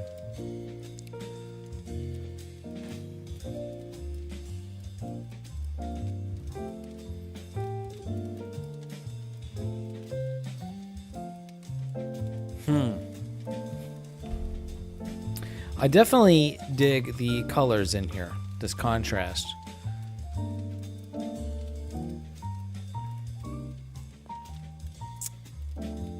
This image seems to have like a full background. And I like that. That's kind of how it's supposed to be. And here it's getting kind of lost. So I don't know. I'd have to backtrack pretty far to get to that.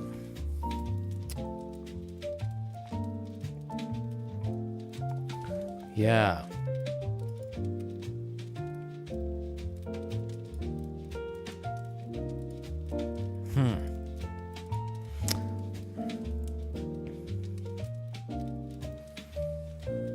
It's kind of like, do I want to mess with it or just move on?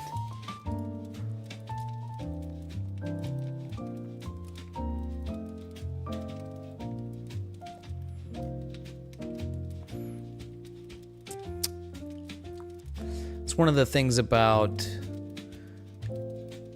sort of astrophotography workflows is you kind of, it's kind of like a, you know, it's, yeah, I guess as any kind of image editing is, you know, step by step. And then, you know, if you sort of have a misstep early on and don't catch your mistake, or you know, something's not quite right, and you keep moving forward, then all you can do is go all the way back to there and then have to redo everything. I think, you know, this is kind of the background that I want to see. Maybe it's not there in these other images because it got subtracted out from the gradient tool. Maybe I just, well,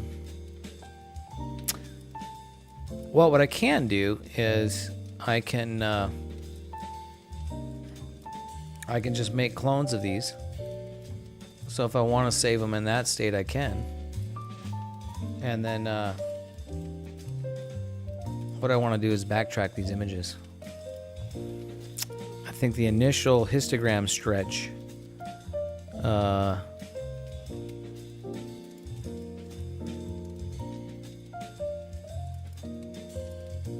was kind of crushed the background too much.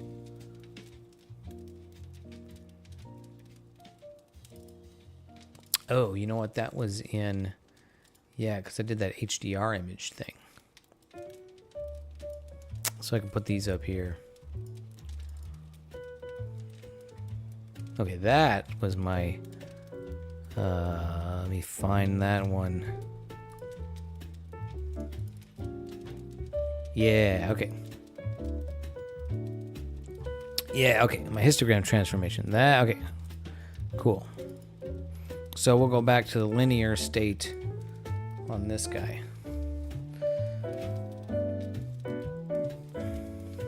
So let's try, go back to my histogram transformation.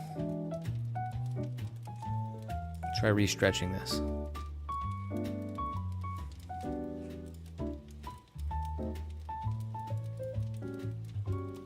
I mean, at least now I kind of know what I want to do with it.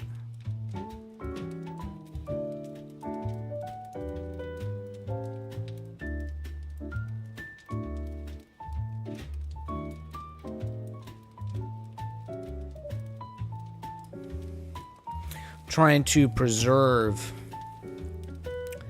this background stuff.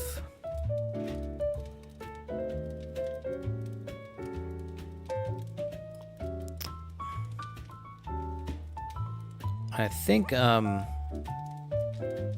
can be real conservative with it for now. Yeah. We can always make it dark, the background darker later. But yeah, this is all signal. Like this isn't noise. This is signal that should be there, I think.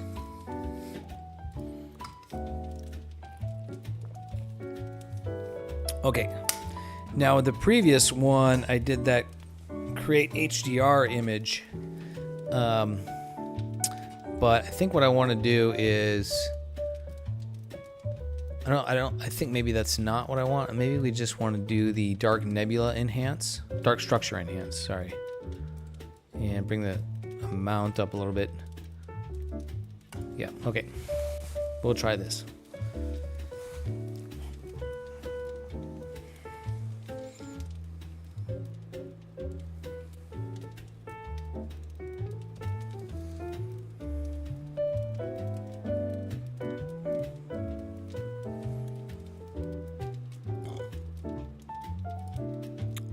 Take a look at what that did before and after. Before, after. definitely makes everything darker. So now let's try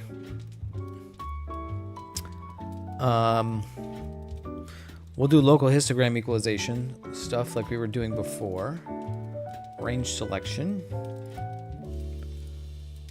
And bring up the lower limit.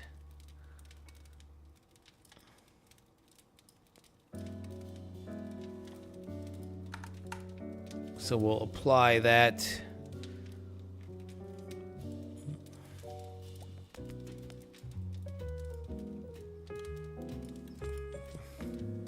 Do a couple of different local histogram equalization operations.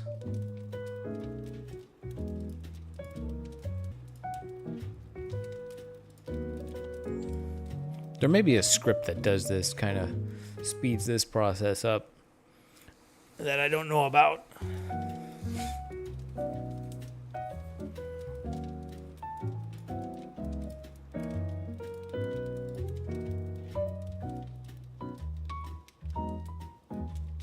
Okay, then we just sort of grab the brightest areas like that.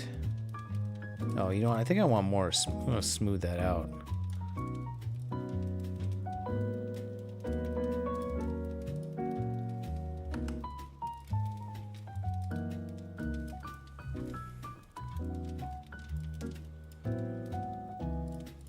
Apply that. More local histogram equalization. Whoops.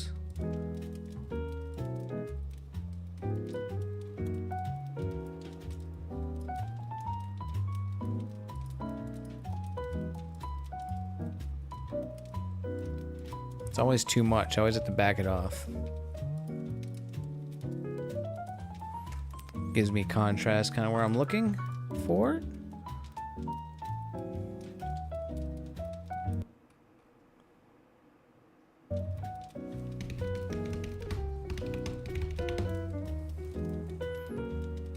Okay. Done with that.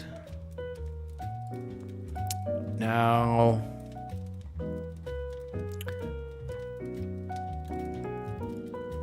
SETI Astro's fame script to create that mask.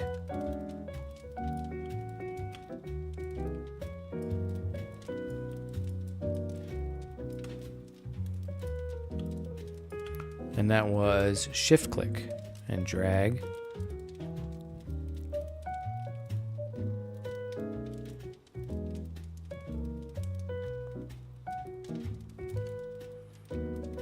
Execute. What a cool tool.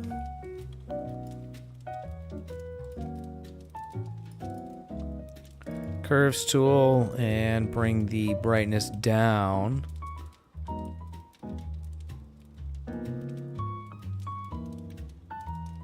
On this pillar, the big pillar. Beautiful. Perfect.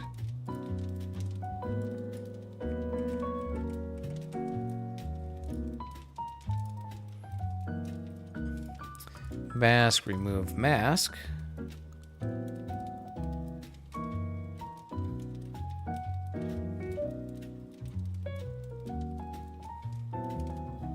Okay, now I think I want to run another pass of dark structure enhance. And this time I will extract a mask. Should have done that with the previous one. I guess I could have done that, just redid it. Redone it? Redoed it?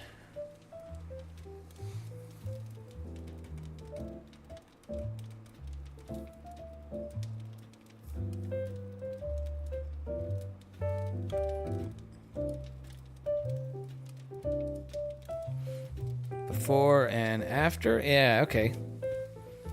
That's kind of getting to where I wanted to be. Oops. I'll save that mask.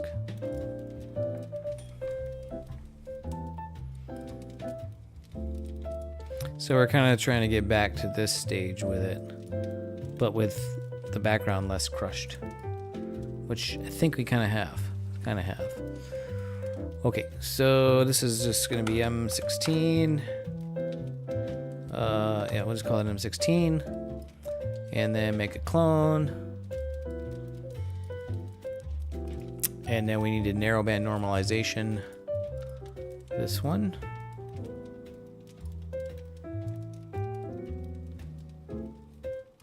I think I just did SHO palette.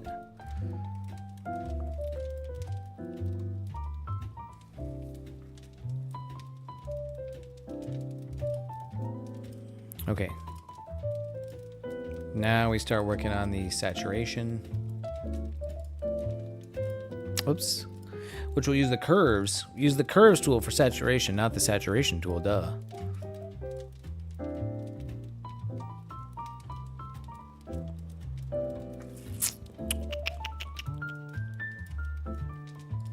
So we kind of just do a couple of passes. Sort of global saturation.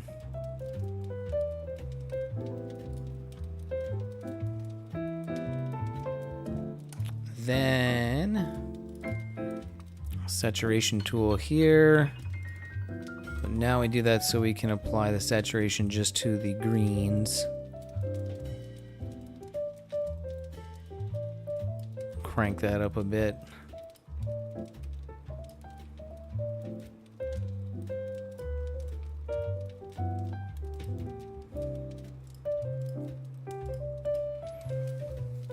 It's kind of got like a greenish blue to it now. That's kind of what I was liking.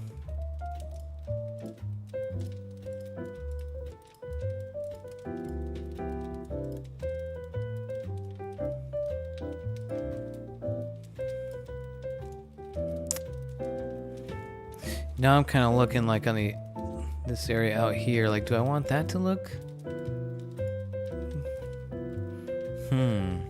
I think I want to mask that off. I think, because if I just do the color saturation tool here, then I'm just saturating all the greens, but I think this stuff out here, it's going to start to look like noise if that's too saturated. So I think that's pretty straightforward here, just with a range mask, because I should be able to get, yeah, just kind of like in this area, the bright parts, the core of the nebula. That's what we're looking for. Make a mask.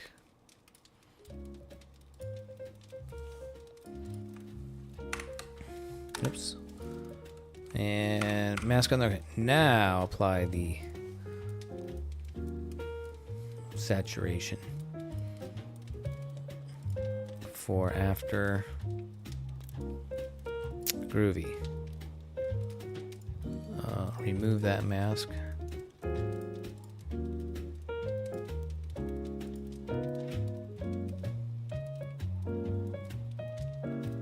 I also enhanced the red, just the red channel on this one, just a little bit. You lose some of the green when you do that. We'll do that, and then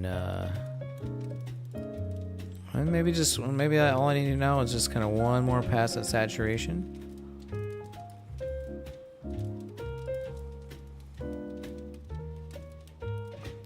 Oh, you know what I'm gonna do? I'm gonna do a luminance mask. This way I'll increase the saturation on, based on the brightness.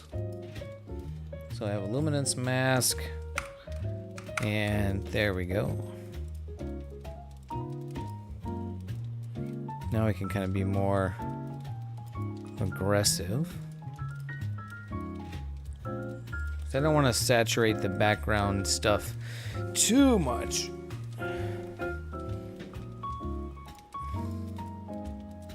Close that, and I'll do the same thing here. The luminance mask.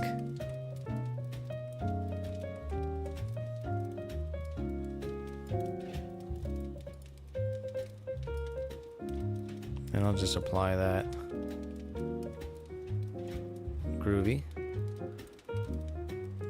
I don't need the mask anymore. Okay, now let's take a look.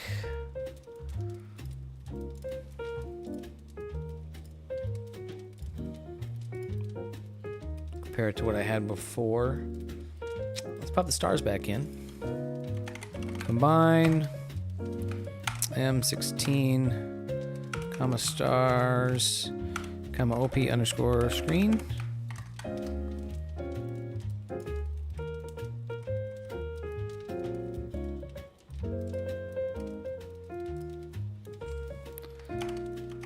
Clone.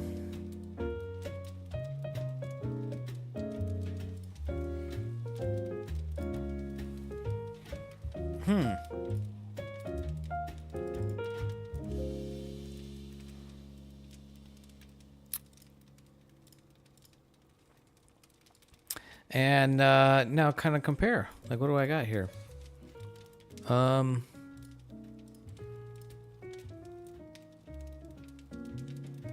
Yeah, I guess I just really don't have much background on these. Perhaps my background gradient subtraction kind of pulled it out. Yeah, I don't think these ones that I just redid, I don't think I like as much as these ones.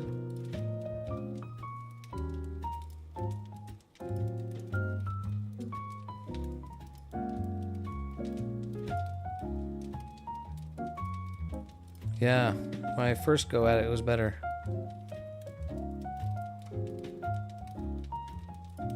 I think.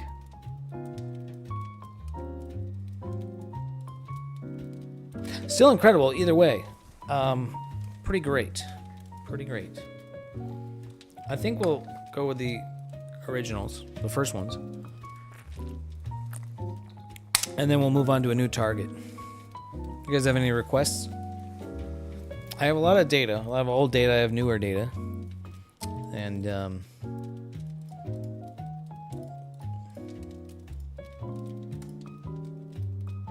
we'll move on.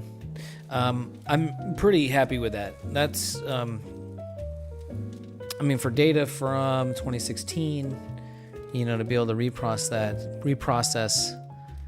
get something like these, it's pretty cool. Let's save them, and then we'll move on. Oh, I know which one I want to play with next.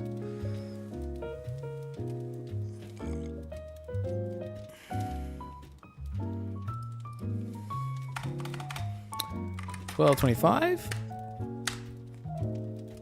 Oh, you know what? I forgot to crop. There was some stacking artifacts at the bottom of here. Forgot to crop those out. Go ahead and do that.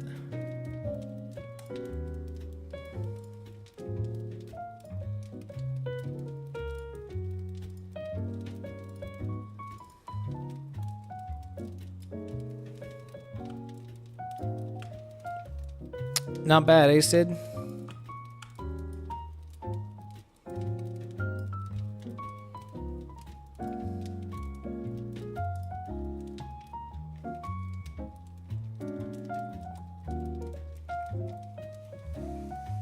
Sid, I think you mentioned you were new, which is cool. Welcome to Astrophotography. What kind of imaging, what kind of stuff are you working on?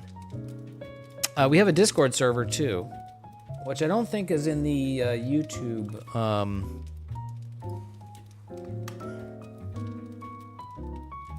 I don't think is in the YouTube chat. Let me see if that will see if that pops it up for you.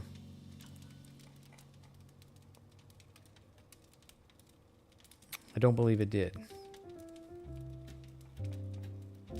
Anyways, I'd love to see your, I'd love to see what you're working on. Let me add. There we go. I think that'll show up. Yeah. So try that. Check out if you'd like. Check out the Discord server. Would love to see what yeah, what you got going on, your rig, your gear, what you're working with. You know, compare, contrast. If you're new, ask questions. We can help. Maybe we can help. I'm far from a pro. You know, I kind of playing around with this stuff myself, but I've got definitely have some experience. So, okay, we were saving images here.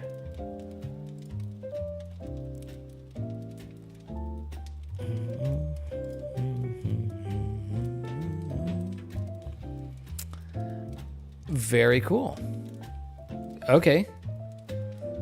You're kind of like the very basic. You've got the star tracker and you got the camera. Star Adventure GTI. Which one do I have?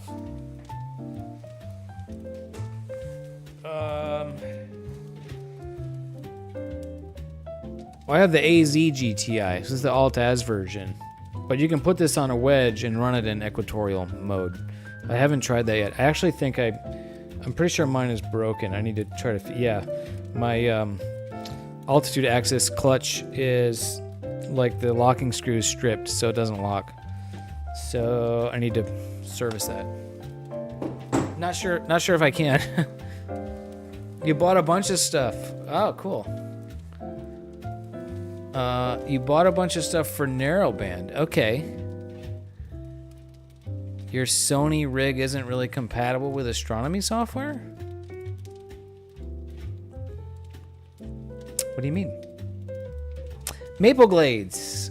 Merry Christmas, sir. How are you? Glad to see you here. Appreciate you stopping by. Hope everything is good in your neck of the woods. Montreal? Is that right? Let's see. So I'm trying to save these images. 10, 11. Did that not save?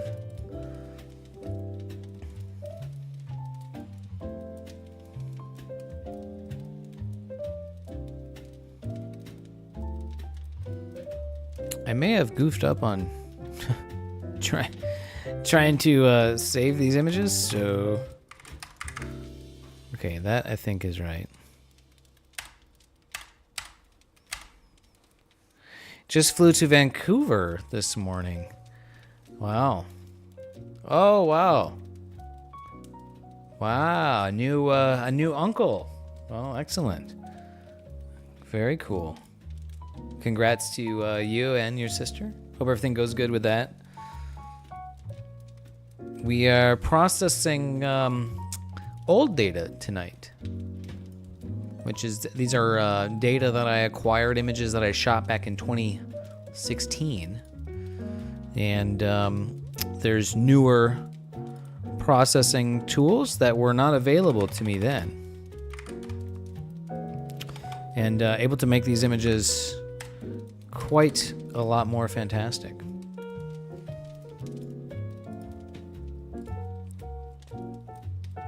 Okay, I think I have those saved. Make sure you have them saved. 25, yes. Thank you, sir. Yeah, I'm super pleased. This is the Eagle Nebula, and this region here may look familiar to you. This is the area known as the Pillars of Creation, the very famous Hubble Space Telescope image. So you can see the Hubble images. It's a little bit better than mine. But also a lot more money to acquire that. The fact that you're able to image this yourself is amazing. So that's super cool. Doesn't work with Nina. Oh crap, dude, that's a bummer. Wow.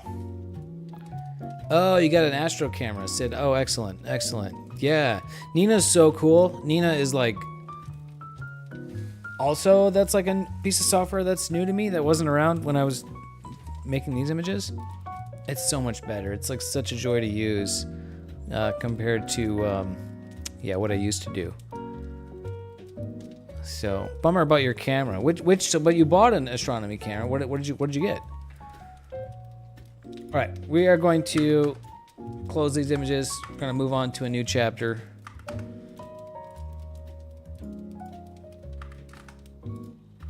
I'm happy with how that came out, but I got another one.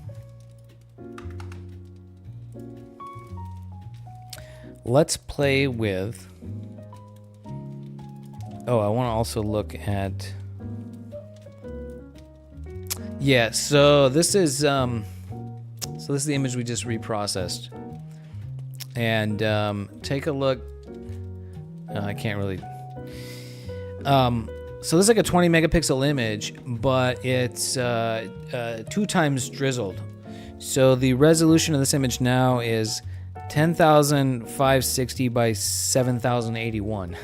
So it's just huge resolution, but that makes these details quite a bit sharper for free, right? So pretty cool. A lot of color going on in there. I'm gonna post these. By the way, I'm posting these images in my Discord.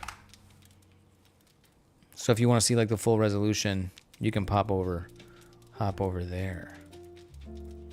ASI 1600 Pro. Well, that's the camera, right? That's like, yeah, and you got mono. You're set up.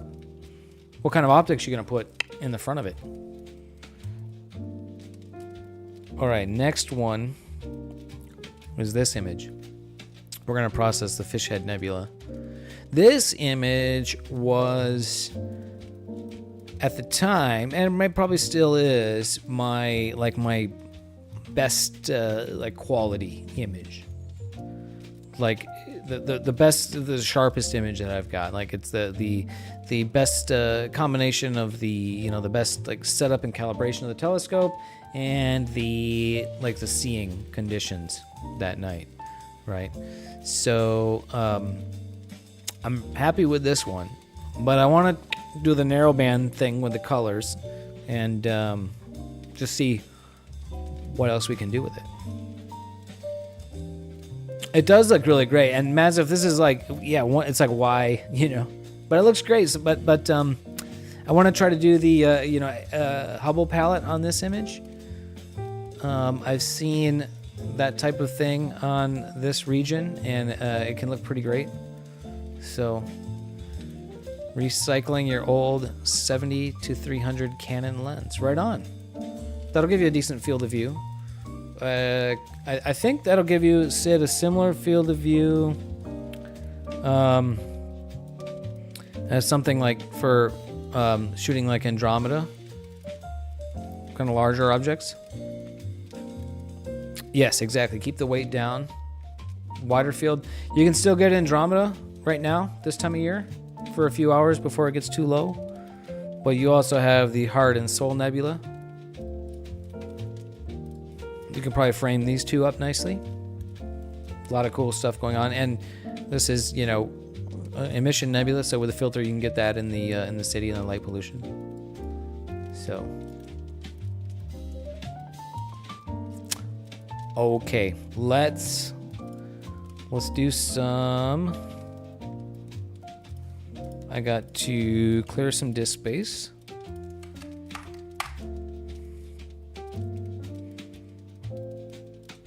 Make a new folder. And, okay, now I have to actually, go find, and I dated these things. So, October 1st, 2016. And I should have a folder with that date on it.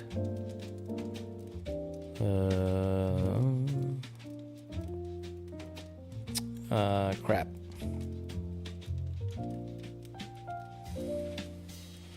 Where is that? Oh, here we go.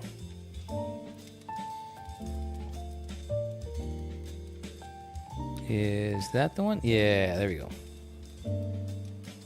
That's it. Okie dokie. So we go script, batch processing, weighted batch pre-processing. Cool, Sid. So you've got the gear. You've got this setup. Have you been able to image with it yet? Have you got it out, or did you just buy a bunch of gear? So now, of course, it's going to be like cloudy for 3 months.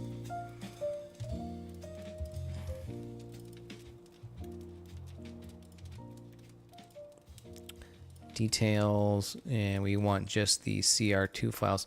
So again, this was one I don't have a whole lot of integration time for.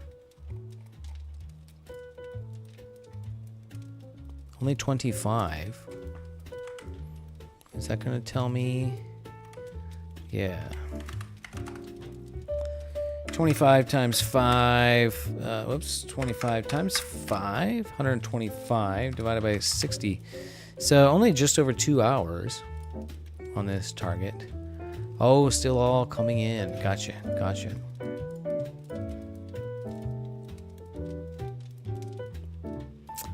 Mazif, I haven't done any mono data processing. I would definitely like to.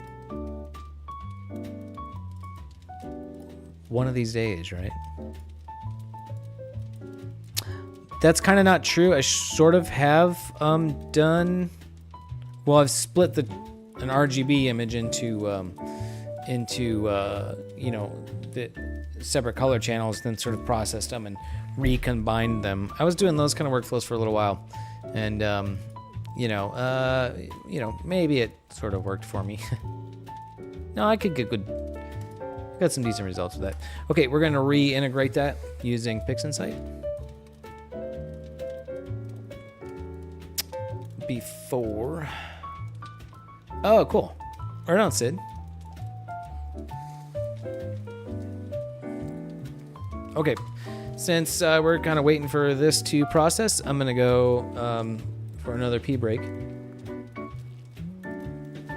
and I'll do the I'll manually run the ads when I do a pee break, so you guys can maybe also take a pee break. Be right back.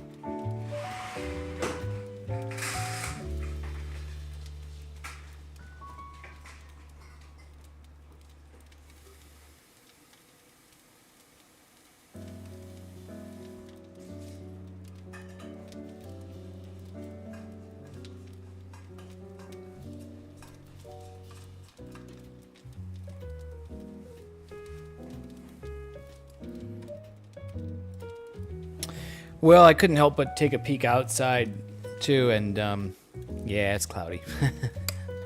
Just like the forecast said.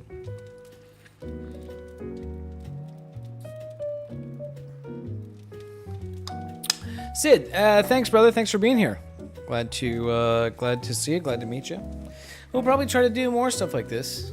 You just joined the Discord. Very cool. Appreciate it. Cool. Yeah. See, yeah, post what you get. I'd love to see, yeah, what you're able to come up with. Be fun to chat on there. Yeah, Merry Christmas to you.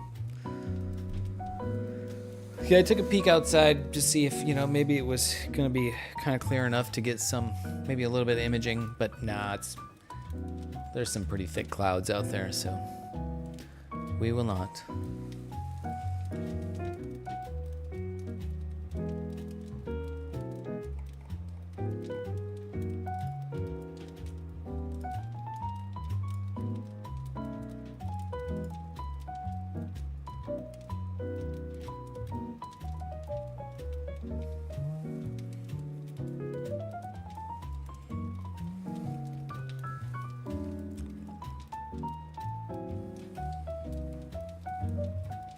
Just waiting for this to run. I was showing off my CPU kicking butt yesterday. Maybe we'll do the same.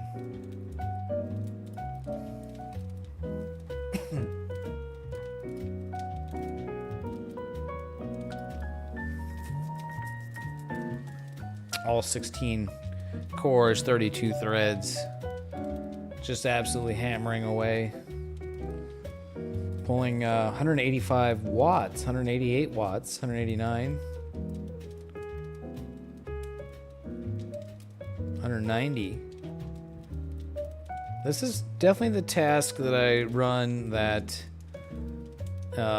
utilizes the most CPU of the, you know, the things that I use my computer for.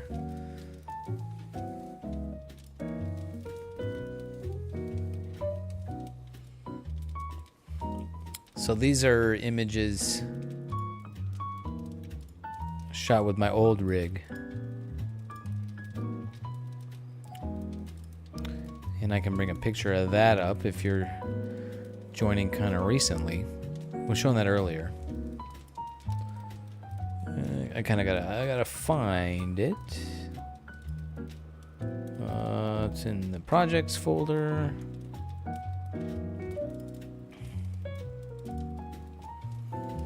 So this is the rig that I shot these images with. This is my old rig back in the day, 2016.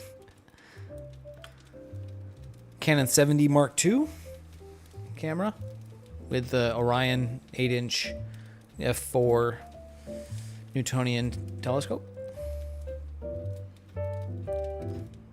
Definitely a very capable platform for what it was.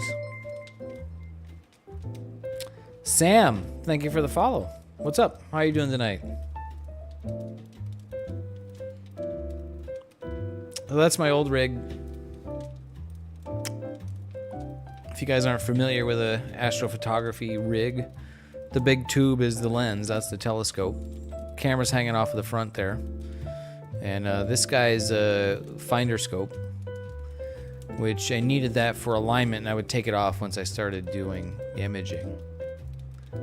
And on the top here is a mini telescope. This is the guide scope. And then another camera, that's for doing the auto guiding. And so that plugs into the mount.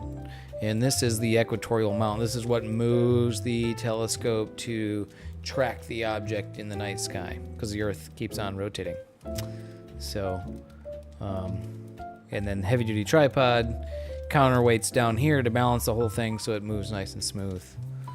Mazif picked up a 6-inch f4 this summer. Oh, very cool. Very cool. Yeah, I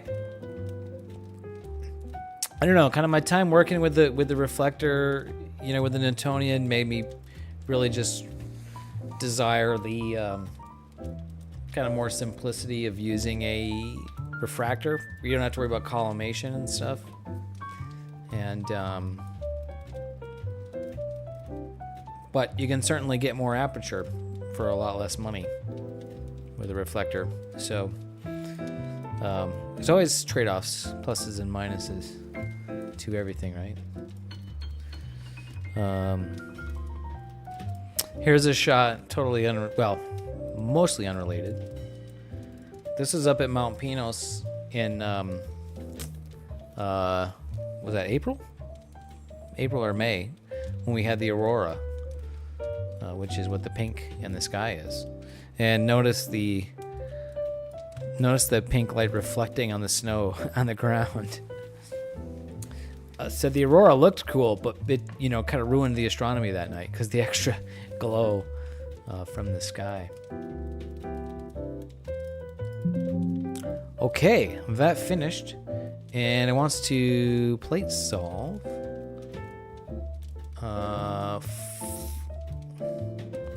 4.09, 750.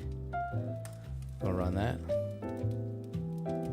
Ah, cool.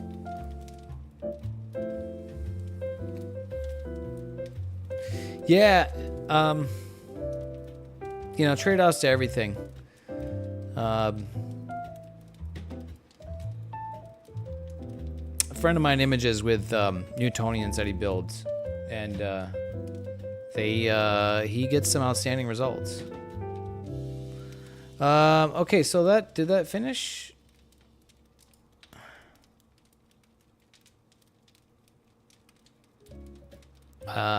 Okay, it failed on the astrometric solution, it looks like.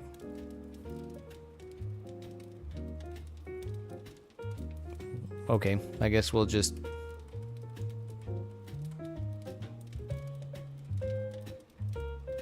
I guess we won't do an astrometric solution. Or I can do it later. Oh, it just popped up again. Huh. Let me just try it again. Yeah, a friend of mine images with his Newtonians, and I mean, he gets, outstanding results. Like, this stuff is like, you know, top of the line, you know. Yeah. But crap. Oh, okay. Hold on. I didn't do this. Fish head. Gotta search for the object name.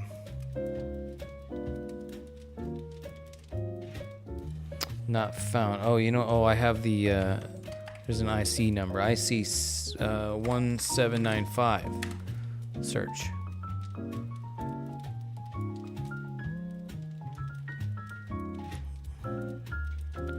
What the heck? 17. There it is.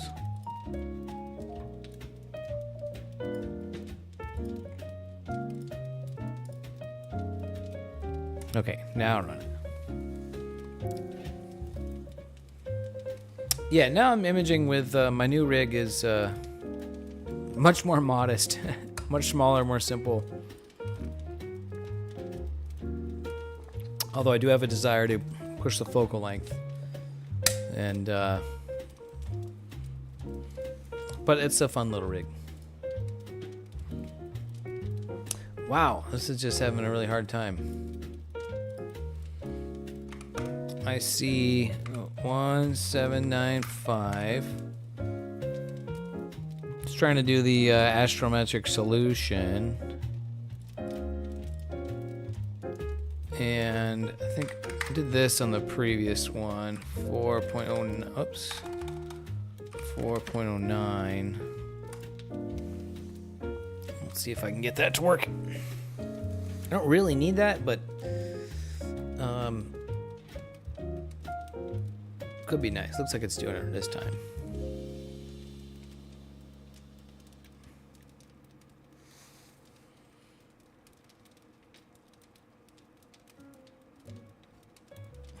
Kind of also just want to do that to keep the script happy. So go to the next step of the script, and looks like we're doing it here.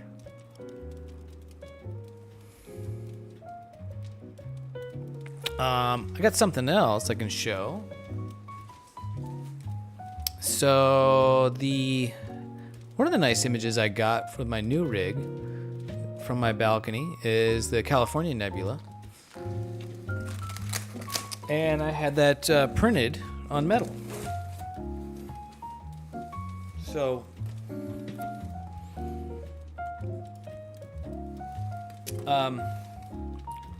that's a metal print. Which like, it's kind of cool. It's like reflecting the image on the screen of the same thing. That's kind of wild. So that's this print came out really nice. You guys ever print your images? This one I haven't done anything with this yet. I haven't found a place to hang it. or kind of figured out what to do. But so that's cool.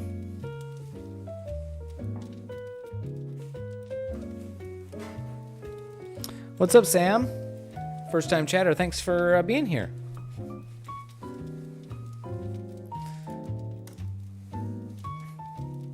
Metal prints are best for Astro. I mean, I've seen some, yeah, some nice metal prints of other things.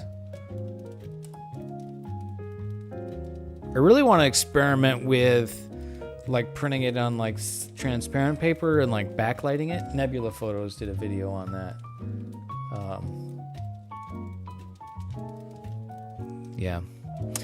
Hey, what's up, Sam? Glad to have you here. Merry Christmas to you. And what are you up to tonight? We're processing astrophotography images. All right, that finished. And it gave me like an error. Slight bit of error. Well, let's just see what we got. It looks green. It's supposed to look green. That's normal. Stretch it. And yep. Okay, cool. So this one, I really like this one to be rotated. We'll rotate this 180 degrees.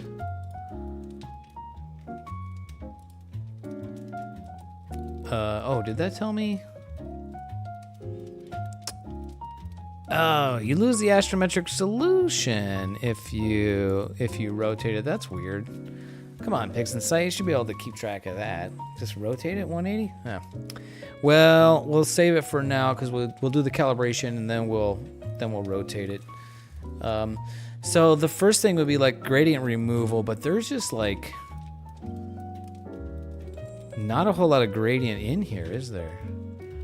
And I think I actually removed too much gradient from the last ones that I was processing. So this is going to be a little, I guess maybe there's some. I mean, this was shot from a dark sky site, right? So it's going to be like minimal, you know, if there is any gradient. Yeah, I guess there probably is. We'll try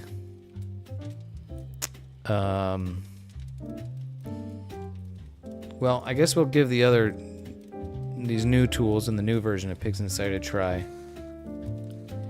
So let's see. So we have to do the spectrophotometric flux calibration. This was not working on the other the previous image. We will try it.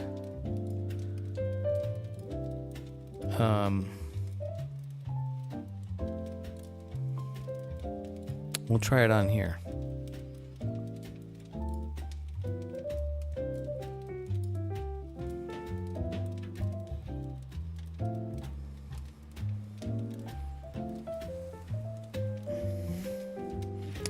It has the astrometric solution that it needs.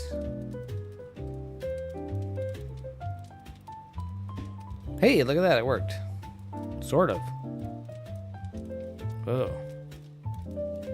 Well, that may not be right, because those graphs don't look very right. Like, it only detected a few stars.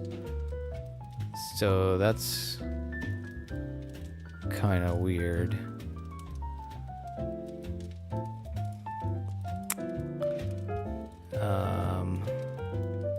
Oh, okay, hold on. Canon 5D Mark II.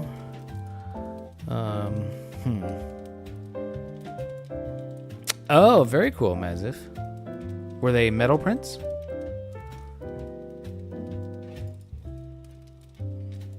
All right, we're gonna try multi-scale gradient correction on here.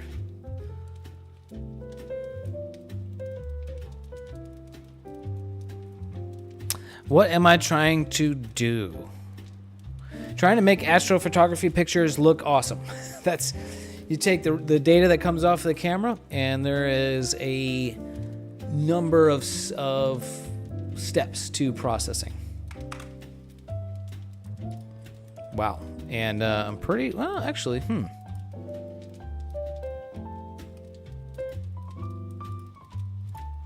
So we'll show you the kind of the finished. This is an object known as the Fishhead Nebula.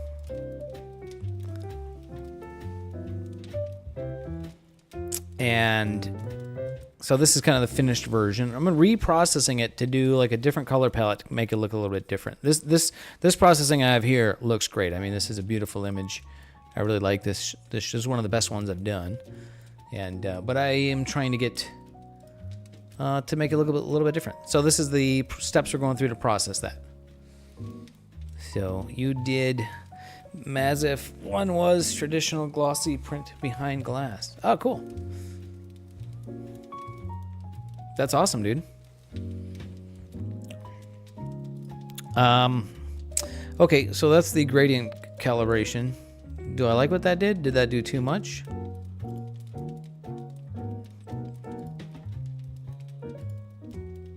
I believe it has overcorrected.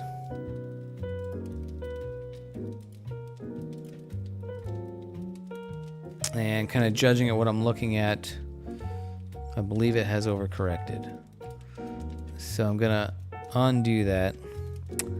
And let's see, the gradient scale. Gonna reduce the gradient scale. I think that was kind of the next like step into making this tool work better for you.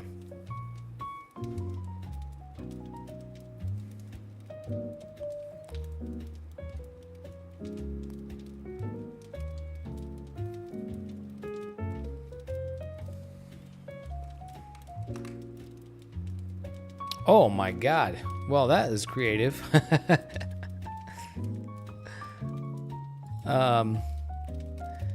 That obviously did the wrong thing. Okay, so we don't want to decrease the gradient scale. Maybe we want to increase it. Try it again.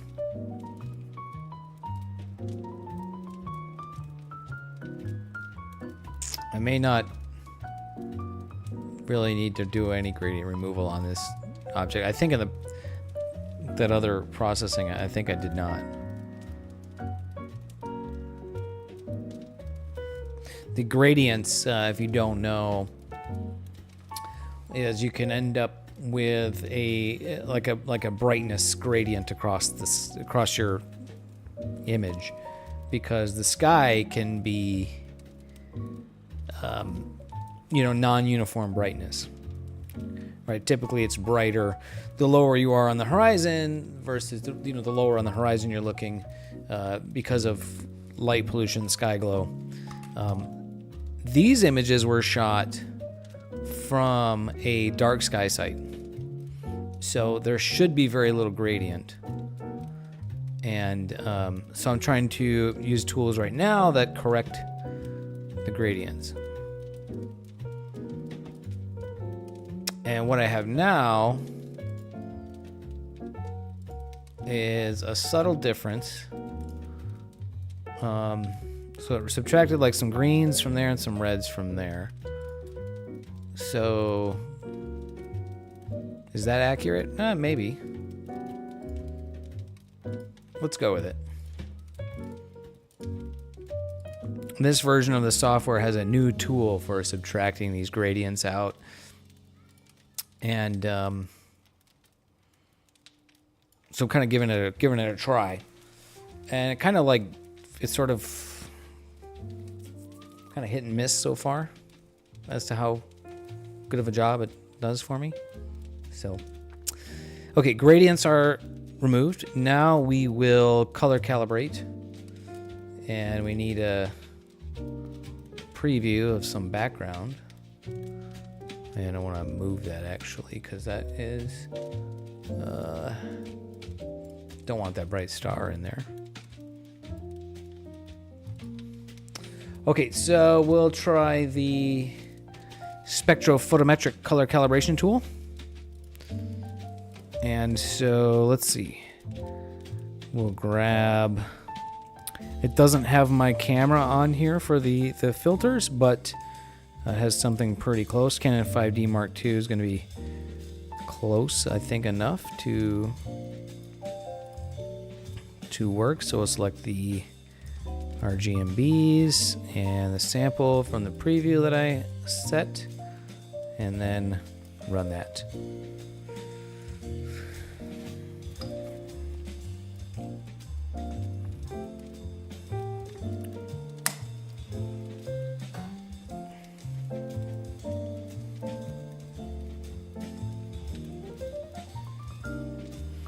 It did its thing. It gives you a graph. I don't really know what that means. And I'll do a re-stretch and see that the colors indeed look like what I'm expecting to see. Remove the preview, and then at this point now I can rotate it. I don't think I need my astrometric solution anymore, so I will rotate it. And thank you for the redemption to hydrate.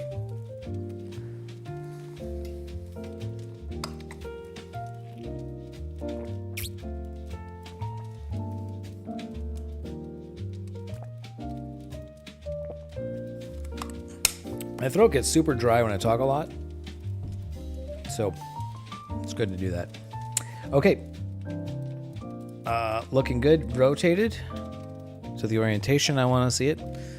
So now it's time for everybody's favorite plugin, Blur Exterminator. This will tighten up all the stars, make the stars perfectly round, and do kind of the first pass at sharpening up the details in the image.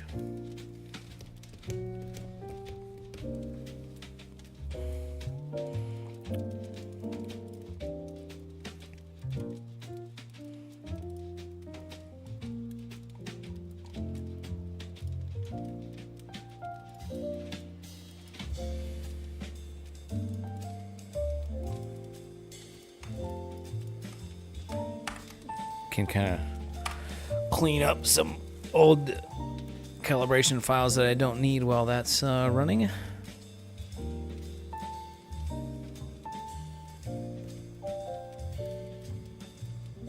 And there we go. Blur exterminated. I'm liking what I'm seeing here.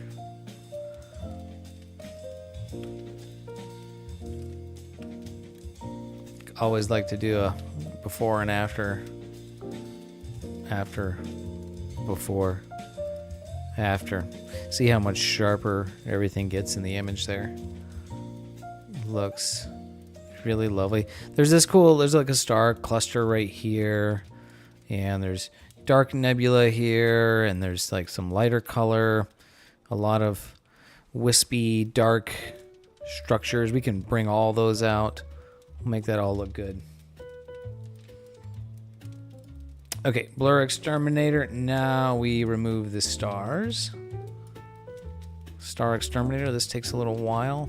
These images are really large, so.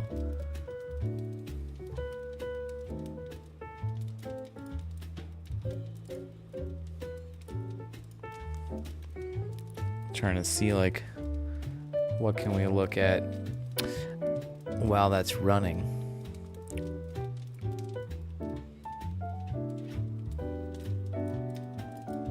So that image that we are processing this is the sort of wide field of the region.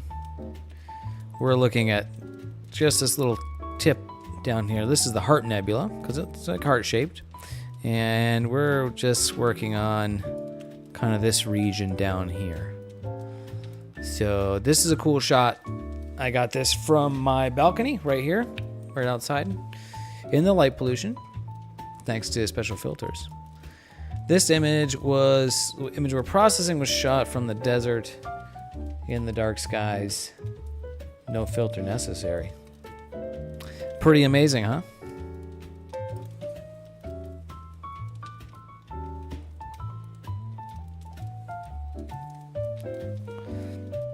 And this is process takes a little while because this image is super huge, even on a fast computer like this.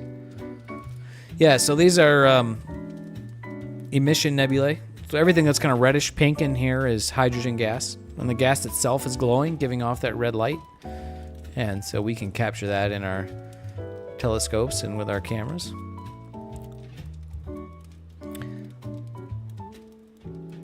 And there's some other colors going on in here.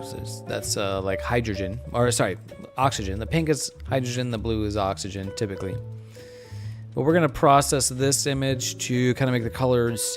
I'm looking for like a good contrast of colors. I can show you an image. We processed this image earlier tonight. This is the Eagle Nebula.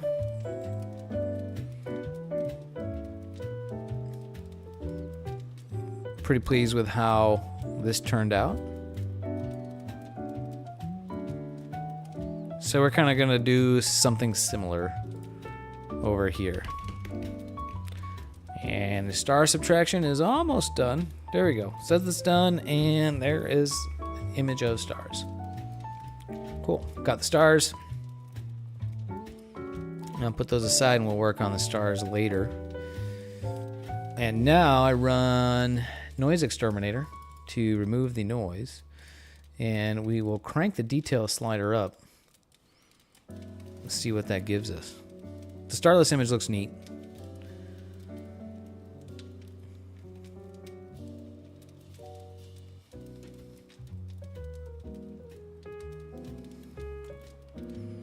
Okay, noise has been exterminated. So just take a look at these darker areas. You know, that's before. A lot of noise in there. RGB orgy, which was a term we coined earlier. And then after Noise Exterminator just does its thing. It looks pretty terrific.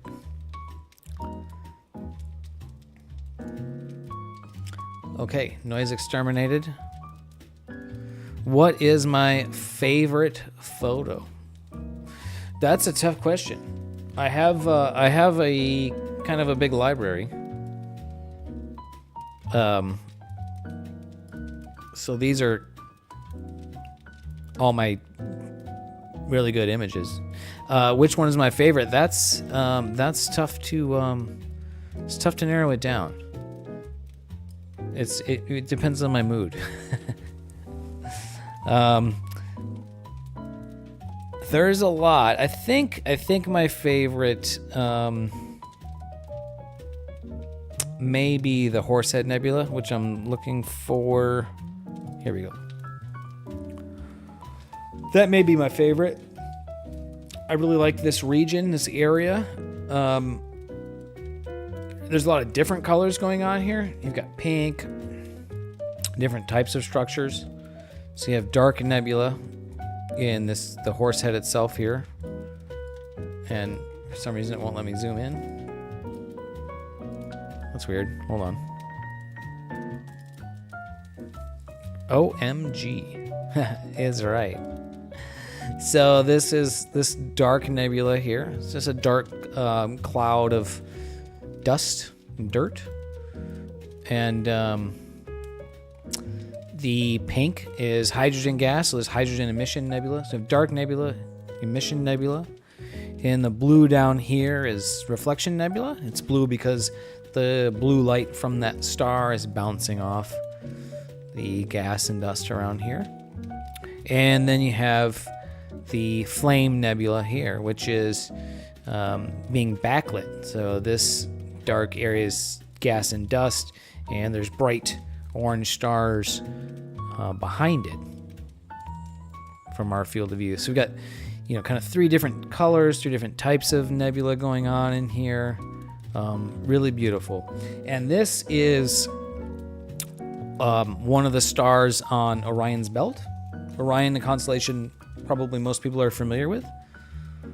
And that's the, if you're looking up at Orion in the night sky, that would be like the leftmost star.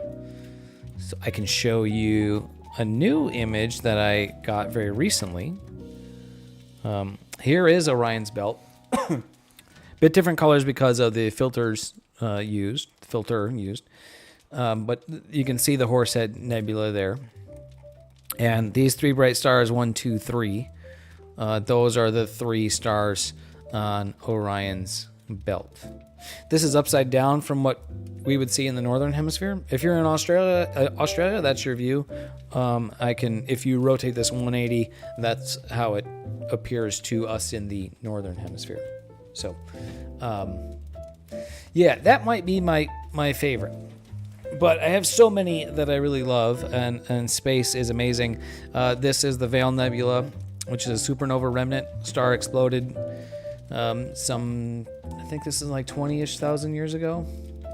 And so this is gas just expanding. You can see sort of a circular shape, right? If you imagine a star right in the middle here exploded, then everything's going to expand out in this sort of spherical shape, right? And that's what we see.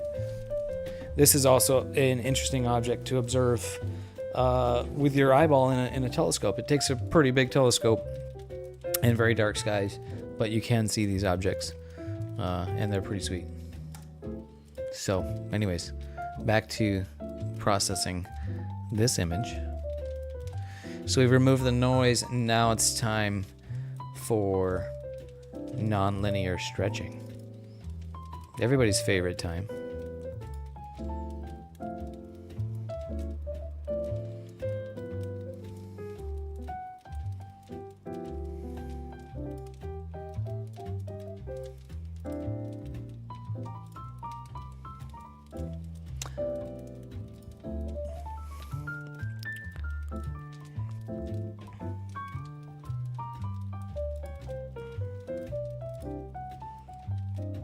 That's interesting.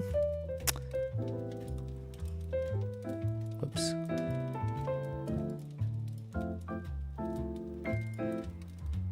Something weird's happening there.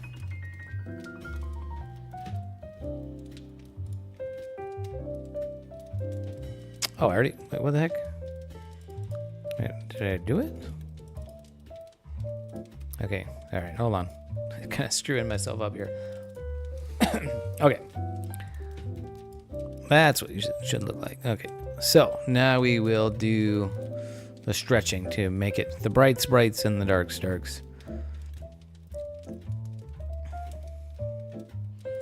And usually what I need to do is just kind of increase the contrast here.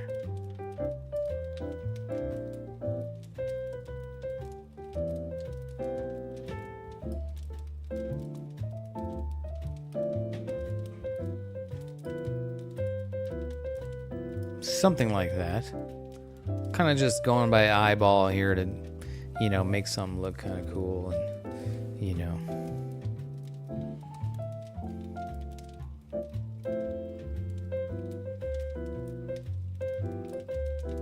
And I want to get it kind of close. Sometimes you need like a reference image, right? So like what I had before.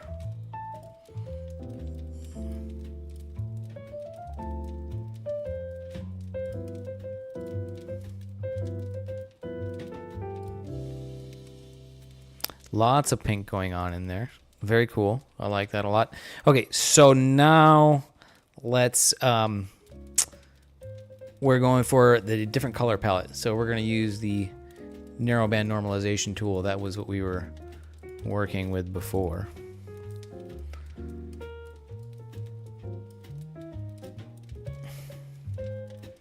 And we're going to pick a different color palette here.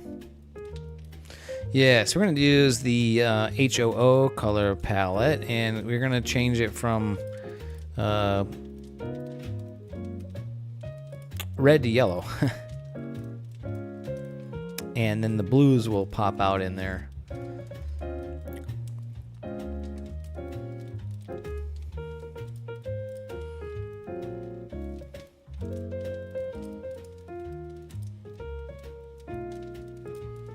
And just kind of playing with different color palettes, like which do I like, is that what I really want? Some of these are going to look weirdly over processed. I think that's what I'm looking to go for with this one. The idea is to get it nice contrast between the hydrogen in this case, which will be mapped to yellow, and then the oxygen and the blue in there. And I can see a lot of blue in there. So I'll play with the O3 boost, which is the blue. Now this is tricky because, yeah, this is gonna blow up too much on the side. Don't want to do that. Yeah, we'll probably just leave that right at 1. And we can play with these lightness settings.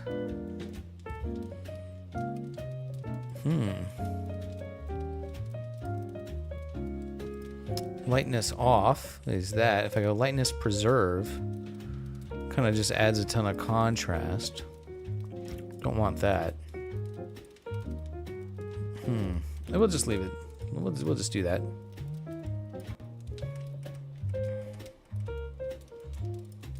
Cool. So now we'll work on just boosting the contrast around these dark structures. And we have various tools for that. I'll go do my range selection and make a mask, and then we'll do local histogram equalization. Kind of my go-to tools for that. We create just kind of a soft mask.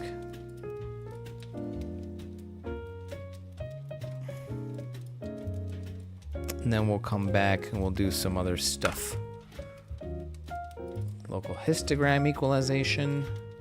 The default's always way too much. We'll try a value of 0.3.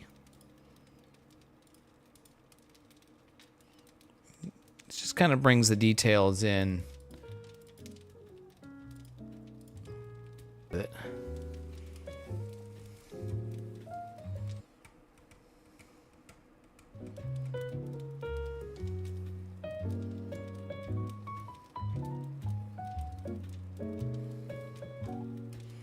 And that's looking pretty good.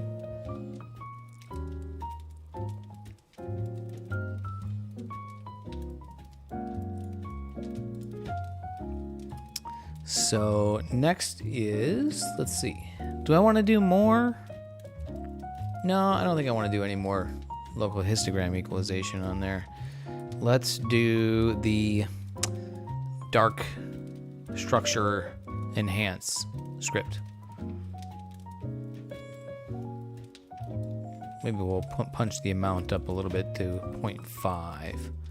And let's run that. See what we get out of that.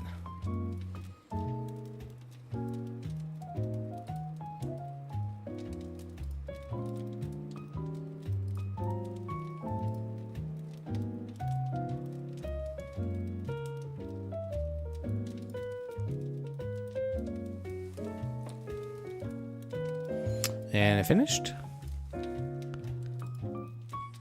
Before and after.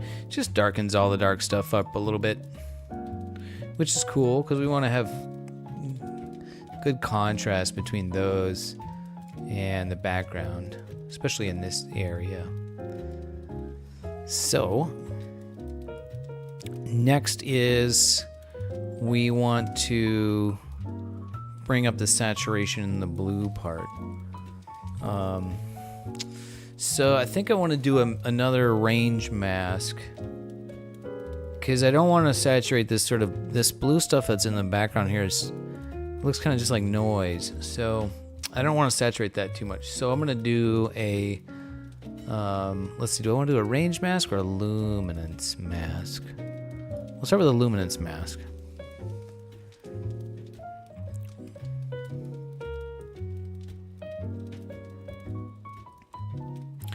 Then I think what I'll do is I'll start with the luminance. Yeah, okay. What I can do is luminance mask, and then I will do a histogram transformation on the luminance mask to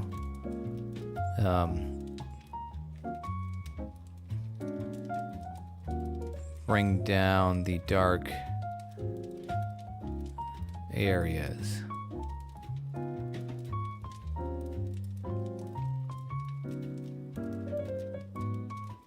Yeah, like that. So now the dark stuff will be protected.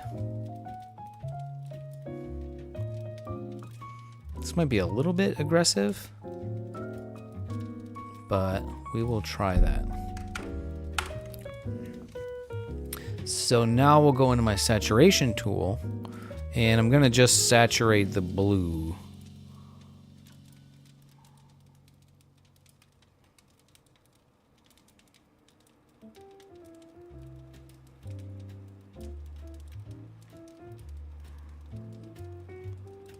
And drag that up like that. And it's pretty these tools are kind of weird. They're kind of funky to use sometimes.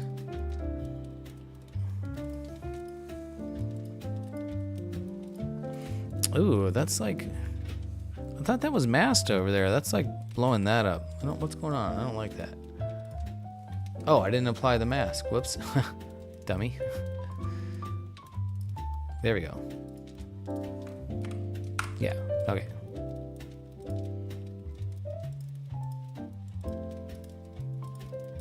Yeah, so now only the brighter areas are getting punched in there. That's what we want. Now we can further work on that with the curves. Get rid of that. And it's just trying to boost the blue here.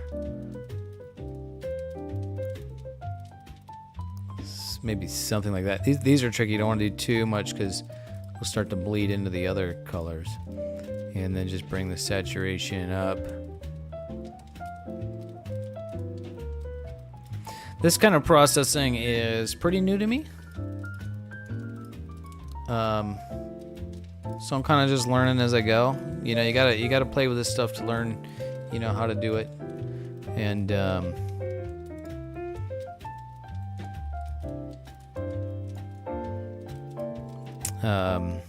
yeah. So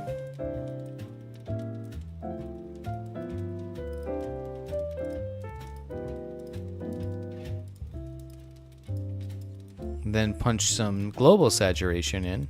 That's what I'm doing here.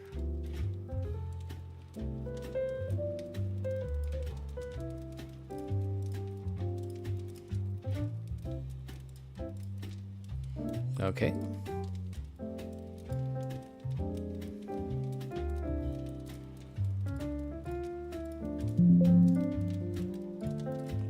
And yeah, I don't know if I'm gonna if I like this better than what I had. It's definitely different looking. I think I want some more contrast.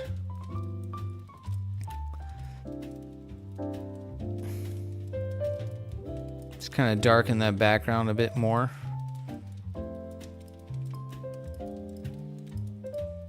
And then, yeah, and then we'll add the stars back in. And well, we'll process the stars and then add the stars back in. So there's my stars. Let's go to SETI Astro's star stretch script. I think I was doing a value of 3. And I'll run that. Star stretch complete. There's my stars looking nice. And I'll just rename it to S. I'll make it easier to add that back in. I'll copy that, and then we'll do some pixel math. Combine that, S, screen the stars back in.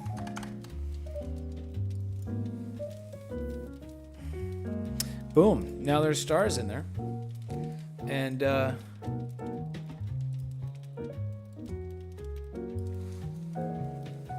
so that's my different color version. What do you guys think? I think I don't like it. I don't like it as much. It seems that these color palette changing tools, these narrowband normalization tools, they make the images look more noisy, and you get this ugly muddiness in here in some of these images versus this one just looks really smooth and clean. So,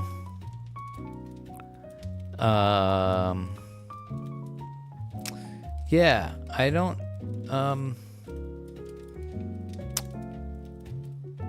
it's certainly possibly user error. Or maybe I can do something different to, how I'm processing to get those to look like that. But yeah, I don't like this stuff over here. Yeah. Kind of ugly. The contrast of colors is nice in there. That's kind of what you're looking for to really make these structures stand out, right?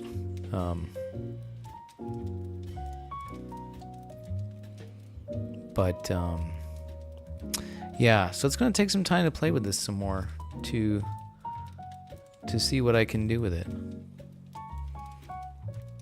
I'm going to have to watch some more YouTube tutorials.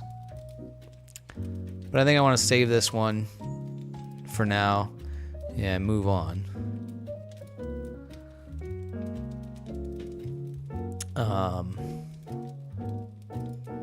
Put that in my Astropix folder.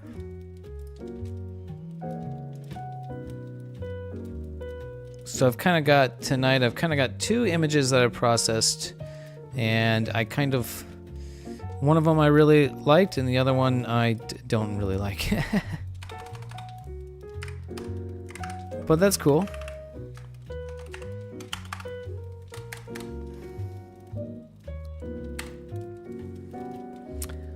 And at this point, I'm thinking, I think it's about time for me to get off.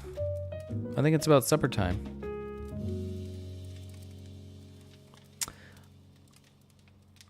Here's the other image that I processed tonight.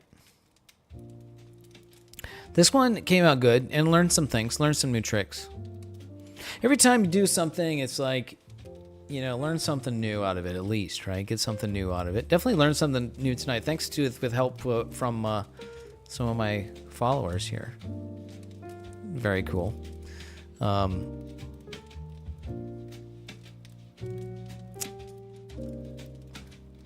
So yeah, I think it's about supper time for me. What about you guys?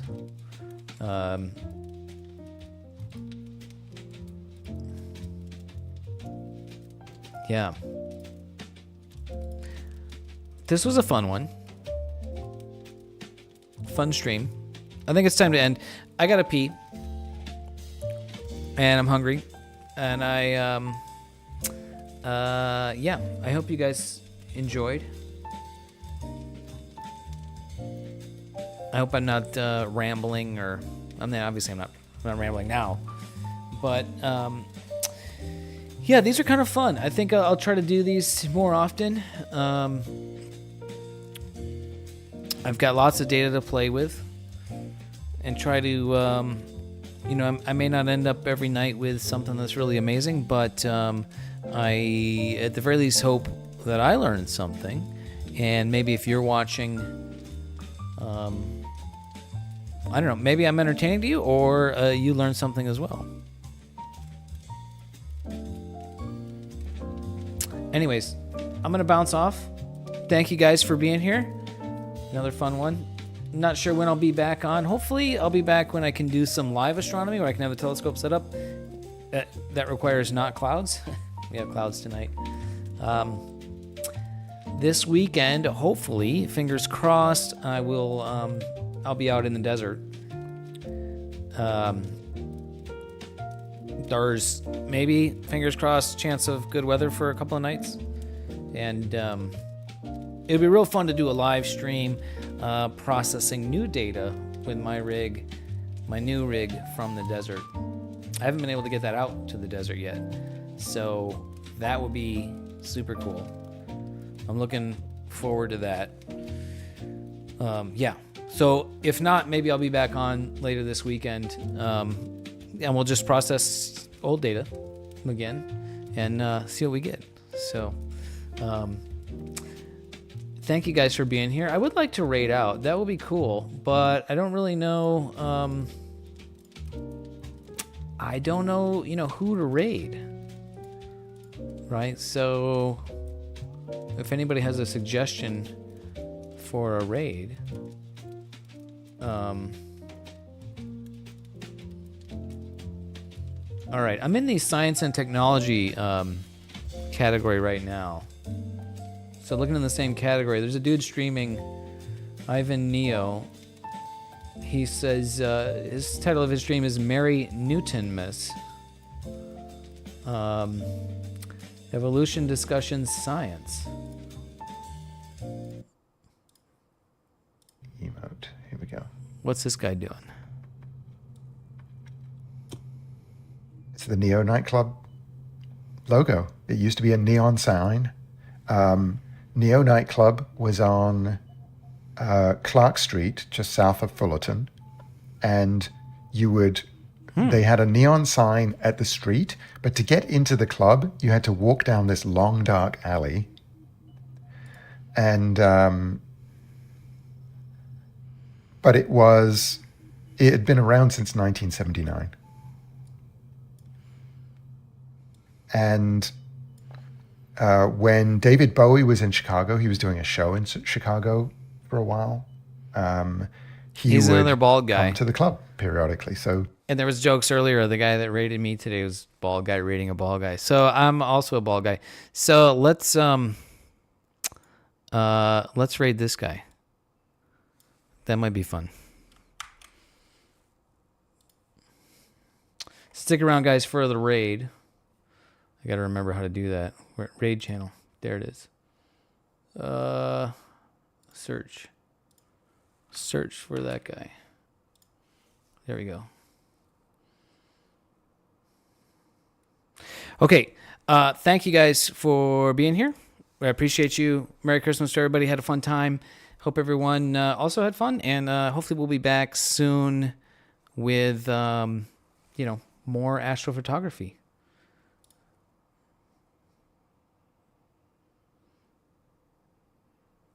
Okay. We're about to raid. Raid is happening. Raid now. Thank you guys for being here. Good night to all.